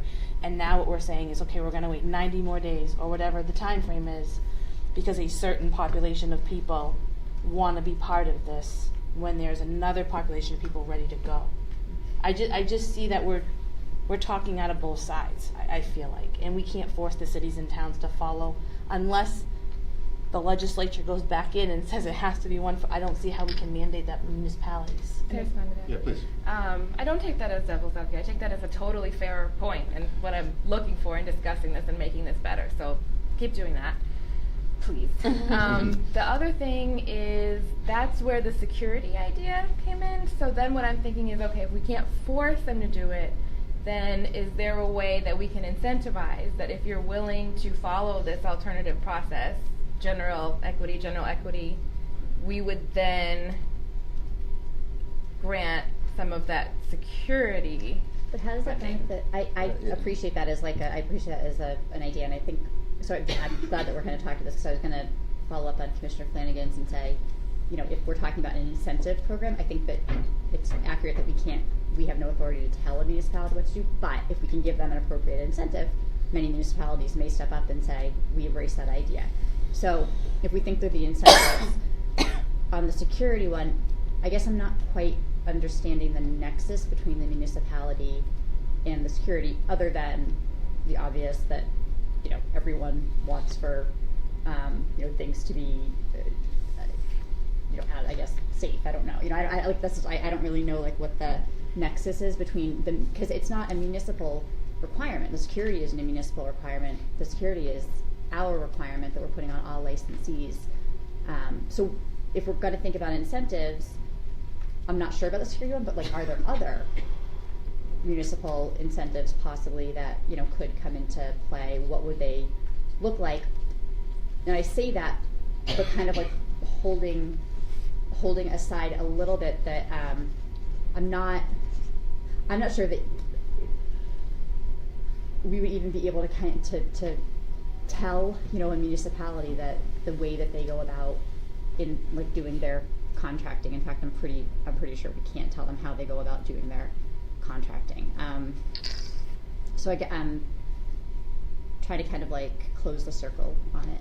So my thought process, and maybe this will spark a good incentive, an alternate incentive, was that so far, looking at the conversations going on over the past 5 years, we don't know what these establishments are like. We don't know the people running it. We don't know the people who are going to come and frequent this place. We don't know what kind of security they'll have. We don't know what it'll bring to our town. Mm-hmm. And so that was the nexus between the security being something that is good, both good for the equity applicant, and that is something that they need, but then also something that I think the municipality would see as good. But to operate, to get a license, you have to meet the security requirements. So if we're funding that's an incentive for the equity applicant, which I'm not sure I think I might support, but it doesn't change anything for the city and town, because we're not going to grant a license unless the security requirements are met. So us funding those security requirements changes nothing as far as I can tell from the city and town, for the city and town. They're going to have that security in place because they know we're not going to grant a license without it. But it is an incentive, or not incentive, but it's support for the equity applicant. So I think it might be a good thing, but I don't think it creates an incentive for the municipality. I don't know if that was, I think that's what I heard you say, but No, that's accurate. I'm trying to think of like if there are other things that are essentially like, you know, extortion. you know, go ahead. No, I'm trying to kind of think through Yeah, like. I think this is a really important thing. I don't have any good ideas off the top of my head other than what we talked about the other day. But you know, we are doing a lot here, and I'm not trying to toot our own horn. What would you say we didn't want to do? I'm not trying to toot our own horn, but you know, I think we've been very thoughtful on this topic about how to assist equity applicants. We've waived application fees, which I understand is not, you know, a gigantic thing, but we've waived application fees. We have a very strong program that I'm very confident we're going to make work effectively in terms of technical assistance that we're going to require, that we're going to supply. You pointed out, I believe, in the initial conversation we had on this topic that, you know, we can't just, you know, say, well, we made good faith effort here. We're going to measure, and if we don't get to where we're supposed to get to, then we're going to have to go back to the legislature and say, you know, here's what we're going to do differently, and here's the metric. I actually believe, and I can't prove this, but I believe that the technical assistance that we've talked about and that we are committed to and that we have funded is going to significantly address this issue. I'm not sure that it's going to get it to the right point, but I'm confident it will. But I also know there's a safeguard in the legislation that if we don't, we have to do something different. So I guess my opinion at this point in time is, since we can't really get this one resolved, to do what we've already agreed to do in terms of the strong technical assistance program and the waiving of fees, and understand, not because we're good people, but because it's legislatively required, if it doesn't work, we're gonna have to do better. So that would be my advice, or my recommendation at this point in time. I'm comfortable with that. Yeah. I mean, I'm just trying to think if there, so we're talking about the technical assistance, I mean, like, not to, you know, it may be that one aspect of the technical assistance that we build is, try to build like a strong, you know, municipal law, or like attorneys with zoning, try to build that piece of it really explicitly and specifically. And I would say, I would actually even hazard that this is something that we could even talk to some of the bar associations about, maybe, right? I mean, as we talk about kind of, if there are a ton of, and this is gonna, I really do think that this is a real piece of this, because there are plenty of bar associations that look for pro bono opportunities and look for ways to wade in, right? And wade in on topics that are kind of new and cutting edge. And I think that this is sort of ripe for that. So one avenue that maybe, you know, we can explore in the very near term, like very near term, right? In the next like several days, or at least once we kind of get these all buttoned up, is talking about building that technical assistance and building kind of that bench of attorneys with that experience that might want to be partnered, you know, with applicants to help with that process and the zoning, and helping with those relationships, which is, I will grant, like it's an area of expertise that is a definite area of expertise, right, Commissioner Doyle? I was going to say, gee, I don't know about that. Yeah. I think Mass Bar Association and Boston Bar Association have been very proactive in dealing with marijuana issues, so it's certainly something that we could approach them about. I was also thinking, as we were talking earlier about the technical assistance, you know, we added to the technical assistant curriculum, if that's the right word, the capital requirements and capital adequacy. I would also think that we should, and I'm totally happy to commit to, go to consulting firms, because they also do pro bono work. It's not a legal requirement as it is for law firms to do pro bono work, but every consulting firm I know. It's not. Bart? It's not a legal requirement, but Not I mean, in a this state. lot of them want, I thought, want to, what, because really? it's. Oh, okay. So they're just doing it out of the goodness of their hearts? Sure. Is that an oxymoron? Sure. Got 3 lawyers of votes you need here. You may want to tread carefully. But it is the policy of most of certainly the bigger consulting firms in Boston to do pro bono work as well. And so I think from some of the technical assistance that we're talking about, legal technical assistance, some of it is business technical assistance. So I think that, just like Commissioner McBride suggested, I think that I'm happy to take it on, and I believe I can be successful getting them to contribute to the technical assistance. Yep. I'd like to commend Commissioner Tittle for the very creative thought process that's gone on here. I thought this is great, and I really would like to, you know, be actively involved in working forward on these issues. Thanks. So do we need a vote here? I don't believe we do. No. No. So another opportunity too could be, although they're not the same, the equity applicant and the equity program, but there's a citizens review committee that could also consider incentives or other things that could hopefully lead to applicants in the equity applicant process. Right. Okay, thank you. Okay, I think Commissioner Doyle, you're taking the lead on the leadership program. Oh, goody. Okay, so leadership program. Speaking of incentives to achieve various goals of the Cannabis Commission. One, we struggled with incentives that were real, and came up with the idea of having a leadership program. You probably have seen this in different industries, where industries themselves come up with standards to mark excellence in their industry, and we would like to specify certain goals for individual categories and the criteria that we think would indicate excellence, and then recognize that excellence by rendering that leadership status for a particular year. This would be done through a look-back program, but I'll start with the leadership categories and get to the details in a second. So the leadership categories would be social justice leader, local employment leader, energy and environmental leader, and compliance leader. And then I gave an option for additional or different categories. These are my recommendations at this time, and then if we determine that more are appropriate, we can certainly amend in the future.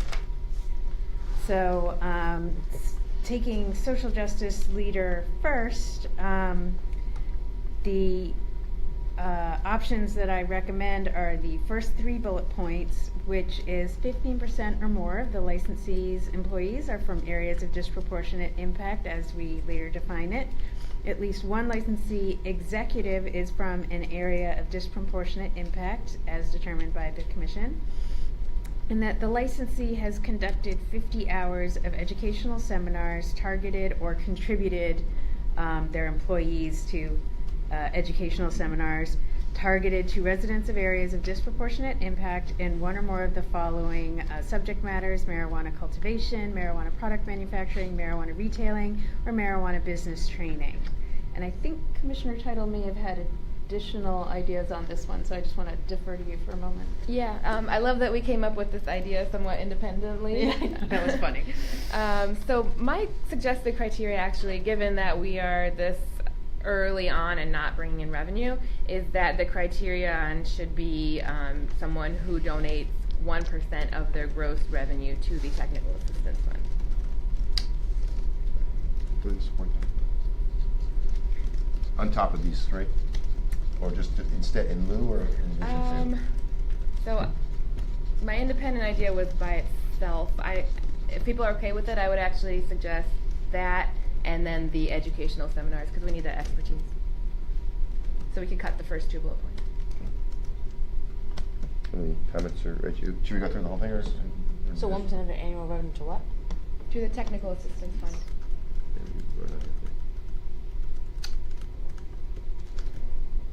I'm sorry, I think I asked this before. Is that gross revenue? Yes. That's just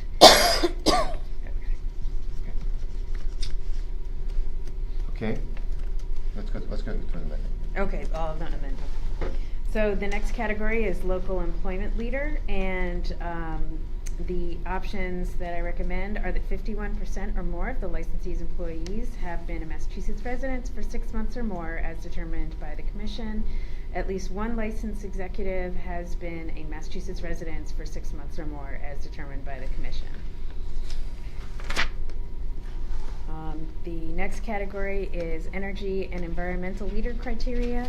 The licensee has met or exceeded its energy and environmental impact goals for its registration period, and the licensee has consistently complied with best management practices for energy use, waste disposal, and environmental impact. That's a little vague, just because, as we've mentioned in prior sessions, the Energy and Environmental Work Group has yet to meet and set these best management practices for us. But as this will be something that we are looking at for, July 2019, and looking back on that first year of registration for people, and it's not hinged to that date, just to be clear, it's just that's when the first licensees would likely be considered for these things. Compliance leader criteria. This is all licensee employees have completed all required trainings for their positions within 60 days of hire. That may actually be 90 days. I may have to make sure I'm not internally inconsistent there. Whatever date we set in the responsible vendor training program, I just not sure that's right. But the licensee has not been issued a written deficiency statement. The licensee has not been the subject of a cease and desist order or a quarantine order. The licensee has not had its license suspended, and the licensee has met all timelines required by the commission. I like them. Good job. With the amendment suggested by Commissioner Title on social justice, I'm fine with them all as well. Can I add, and I'm sorry, this may be me being sleepy. Social justice leader criteria is this conjunctive? They have to do all in the 1%? No, we cut the first 2. First 2, Okay, so it's the 1% of gross revenue and the 50 hours of You did educational say that. seminars. So with that change, are there any other proposed changes? Yeah, Which one? the Sorry. local employment leader criteria. 6 months seems kind of low to I me. agree. Okay, so we can up that. What would everybody like? What do you think, Commissioner Flanagan? Go through the year like we're doing everything else. Okay. 12 months. For both the Yeah. employees and the executive? And honestly, I may have written this before I wrote that. That would be the reason for the discrepancy. And I actually, I would prefer that I'd prefer that it be more than one. Like I don't know. I would prefer that we increase that number of executives that have. Oh, sure. That I don't know. Yeah. And, How many? Half of the executives? sure, if we want to say a majority, maybe. Yeah. Because I think that really Yeah, is no, that's a good point. that's indicative of roots, right? Sure. Got it. Okay. So maybe let's go through these one by Can one. I'm I sorry. actually No, just do apologize. one more thing? So on the Which topic? Which category? Compliance leader. I just would want to be clear in this. I mean, it would, I think, be true for any of them, but this one I think is particularly touchy because it's a thin line. So if this can be revoked. I mean, if you are deemed a compliance leader, but then all of a sudden there's a major issue, Okay. that leadership can Well, be. it's a past year. So Okay. it's Okay. it's the look back. So Okay. when you're applying for renewal, and I swear I had a slide on this. I don't know what I did with it, but possibly didn't send it to the chairman. It's possible it's somewhere. It's the how it works, the program of how it works. You did say that at the beginning that it would be a look at back, the right? at the time of renewal. So it would never be initial licensure. It would be at the time of renewal. Not only are you asking for an additional period of time, but you are asking for recognition of the past year you were a social Got it. or whatever leader. So would we also take into consideration your status as a compliance leader in the event that you did have an infraction? That would we take that into consideration, that Yes. you had this record and that you had been? Yes, so when we were talking about those factors Yeah, of progressive, consideration, yeah. your status as a leader, how many times you've been a leader, that kind of thing would be considered, because that indicates that you are, in fact, Generally. a good faith actor and something may have just gone wrong, Thank you. she says hopefully. He says so. Third person again. Okay. I have a request. Yep, please. On the social justice leader, because 1% is really significant, I clearly set the bar really high on that one. I'm wondering if, this is part of my original independent idea, if we could design a logo that could be put on the packaging to indicate that it was created by a social justice leader. Okay, I'm not the budget person, is that I don't within the think budget, that's- a I don't graphic think- designer? I don't think that is a budgetary issue. We will make it work. if Okay. we agree on it. So let's not. We already budgeted for a graphic designer, though. Yeah. Can't we make him do two? Yeah. No, we don't have. No, we did not. We budgeted in fiscal 18. We did for the remainder of the year, but that was primarily for. The point Yeah, is, we have one budgeted for the two logos that we have to come up with. We can just Yeah, add. yeah. So it's Yeah. So that's fine. for fiscal 18. It's not fiscal, but We just that's add no four problem. We more. should just decide whether we're going to do Yeah. it based upon whether we think it's the right idea. We'll budget So do fit. you- Budget will not be an issue. So you just want just the social justice designation on a package? I think everybody should have it.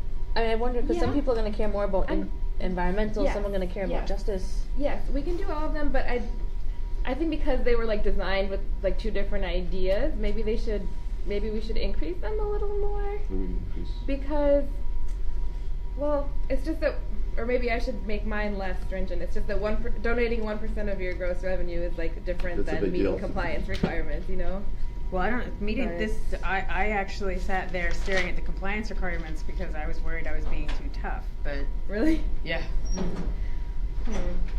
Well, I'm just saying because for some people, local employment's going to be difficult. Like, Of course. Okay, so Depending let's make on- them Well, different actually, colors. I- Let's make Yeah, them but we'll differentiable. Yeah, but fine. any. I'm sorry. Go ahead.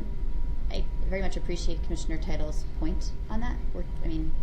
It's all hard and important, but I think I would be okay if we wanted to do a special designation for the social justice, and then on our website or something like that, we listed the other people, Yeah, the other that's fine. categories, so that it was there as this is public.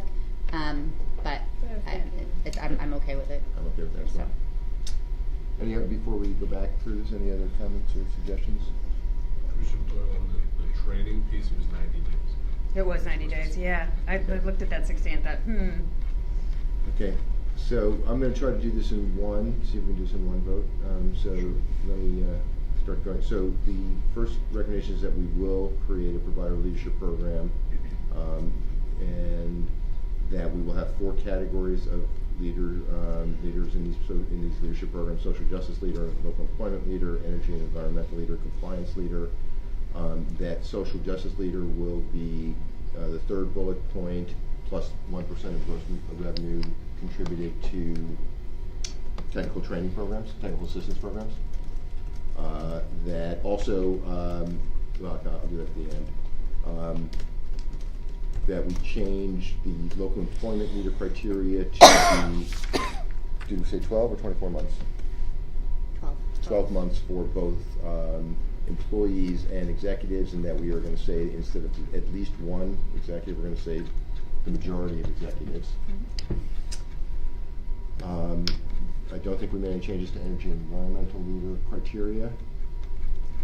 And we just changed the 60 days to 90 days to be consistent with that.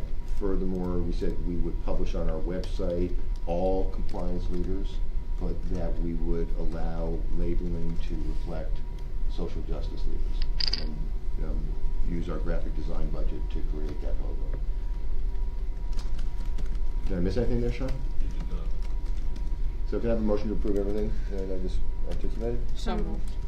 Seconded, please? Second. So let the clerk show. One step ahead. I think Commissioner Flanagan won the right to make the motion, and I think Commissioner Doyle was the first person to second the motion. All in favor? Aye. Let the record reflect this was approved unanimously by the Commission. Thank you. I believe we have one topic left. And I believe, just because it's fair, because I think she's had the most topics throughout these 4 days, that it's only appropriate that this topic belongs to Commissioner Doyle. Thank you, Chairman. I appreciate that. And I am going to do what lawyers do, which is give a massive disclaimer to this one. This one was very difficult, and the reason it's very difficult is there are legal reasons why there are some things that we can't fix by regulation.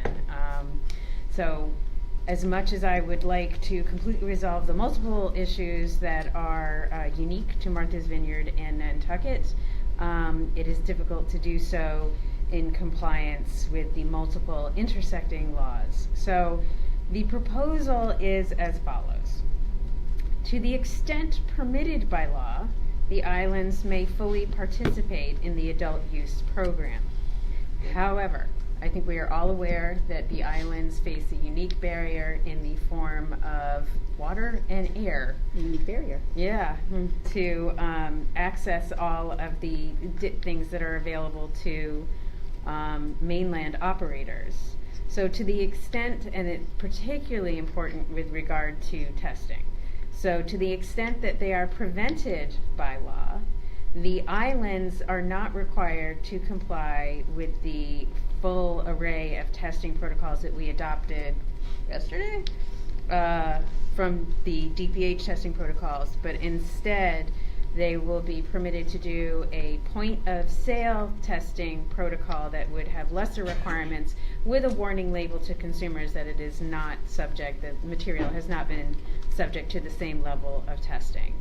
They would also be permitted, if they so chose, if there are multiple applicants on the islands, to jointly fund a testing lab that didn't meet the criteria of an independent testing lab. And as everyone may recall, generally testing labs and marijuana establishments should not intersect with financial interests. But because it is so difficult and so expensive to generate an independent testing lab on the islands, what we're proposing is to give applicants on the island the option of clubbing together to fund a lab that still would not have to meet the stringent criteria of an independent testing lab. And again, there would be a warning label provided to consumers to say this isn't the same full array of testing that mainland consumers are used to. But we would specify what the criteria of those labs were. We'll make it, I don't think you could possibly fit that on a label, but we will, you know. No, I'm talking forget about the label, but when we say that we would allow them to join the fund of the lab that does not meet the criteria of an independent, is the only thing they wouldn't meet is the criterion of independence? No, I think there are some expenses involved in the testing equipment that it's not realistic because of the few number of operators. But we would specify what the minimum testing requirements would be? Absolutely. We'll work cooperatively with the labs. We're obviously not going to be able to do that in the immediate short term, as in the next week or so. But it is something that once we have scientific staff on board or a scientific consultant to work with, we would be able to work with the applicants to develop. Comments? Good job. Good job. Notwithstanding the disclaimer, good job. Well, thank you. Um, Wish I could do more. Okay, can I have a motion to approve? So moved. I'm sorry. So moved. Seconded, please. Second. Let the record reflect that Commissioner McBride made the motion to approve, seconded by Commissioner Keidel. All in favor? Aye. Let the record reflect that we approve this recommendation unanimously. Okay, guys. I want to just make a few closing comments and thank you. Come on, everybody applaud. That's really not First of all, there is no new business that I'm aware of now that I was not anticipating at the time of the posting of this agenda. Secondly, I'm less modest than Commissioner McBride. I do think we should toot our own horn. I'm very proud of this group, not just because of your perseverance and ability to function effectively on lack of sleep, but these were a lot of complicated issues that we went through. I am not going to defend the individual decisions that we made. I think that's for others to do, but I will, to my death, defend the process that we used, which I thought was phenomenal. In terms of the openness of the process, I thought the collegiality of the group, the respect that everybody showed to one another, I'm very proud. So, that being said, that's, I think, as much of an opportunity we have to pat ourselves on the back, because we have a lot of work to do, particularly in the next couple of weeks. I've said already, the onus, just because of people's technical skills and backgrounds, the onus up to this point for the last couple of weeks, and certainly going forward over the next couple of weeks, the onus unfortunately falls on Commissioners McBride and Doyle. I know Commissioner Keidel is helping as well, so I don't need to exclude that. Thank you. But I just wanted to recognize and appreciate that. I wish there was a way to spread the next couple of weeks more evenly in terms of workload. I just don't think that's possible, and so I just wanted to recognize and appreciate not just what you guys have done to get us to this point, but what's going to be required over the next couple of weeks. And even when we get through the next couple of weeks, we all know our work is not done as well. So it's going to be a lot of work between now and July. And then if you take my statement that we're not done July 1st either, it's hard to see when we get to catch our breath. But I just wanted to. Well, I believe in setting expectations real low so that you'd be. Anyway, I just think it's important that we take at least. We don't have time to take a week off, but just think about what we've done and feel good and proud. Not just about the volume, but the process, the judgment that we showed. Just take some time and feel good about that. So. That being said, I have the distinct and incredibly exciting pleasure of announcing that tomorrow's meeting is canceled. So I think I can do that legally, right? Do I have to post notice or anything? We can update the website. We'll update the website, but tomorrow's meeting is canceled, and therefore our next meeting date is a week from today, the 21st of December, unfortunately, back here. At which point we will be discussing and voting on draft regulations, and we have another meeting scheduled for Friday if necessary. But you guys are off the hook for a week in terms of coming to public meetings. The audience, who I appreciate and applaud your perseverance as well, you're off the hook for a week. And I think there being no further business before the commission, we are adjourned as of 3:02 p.m.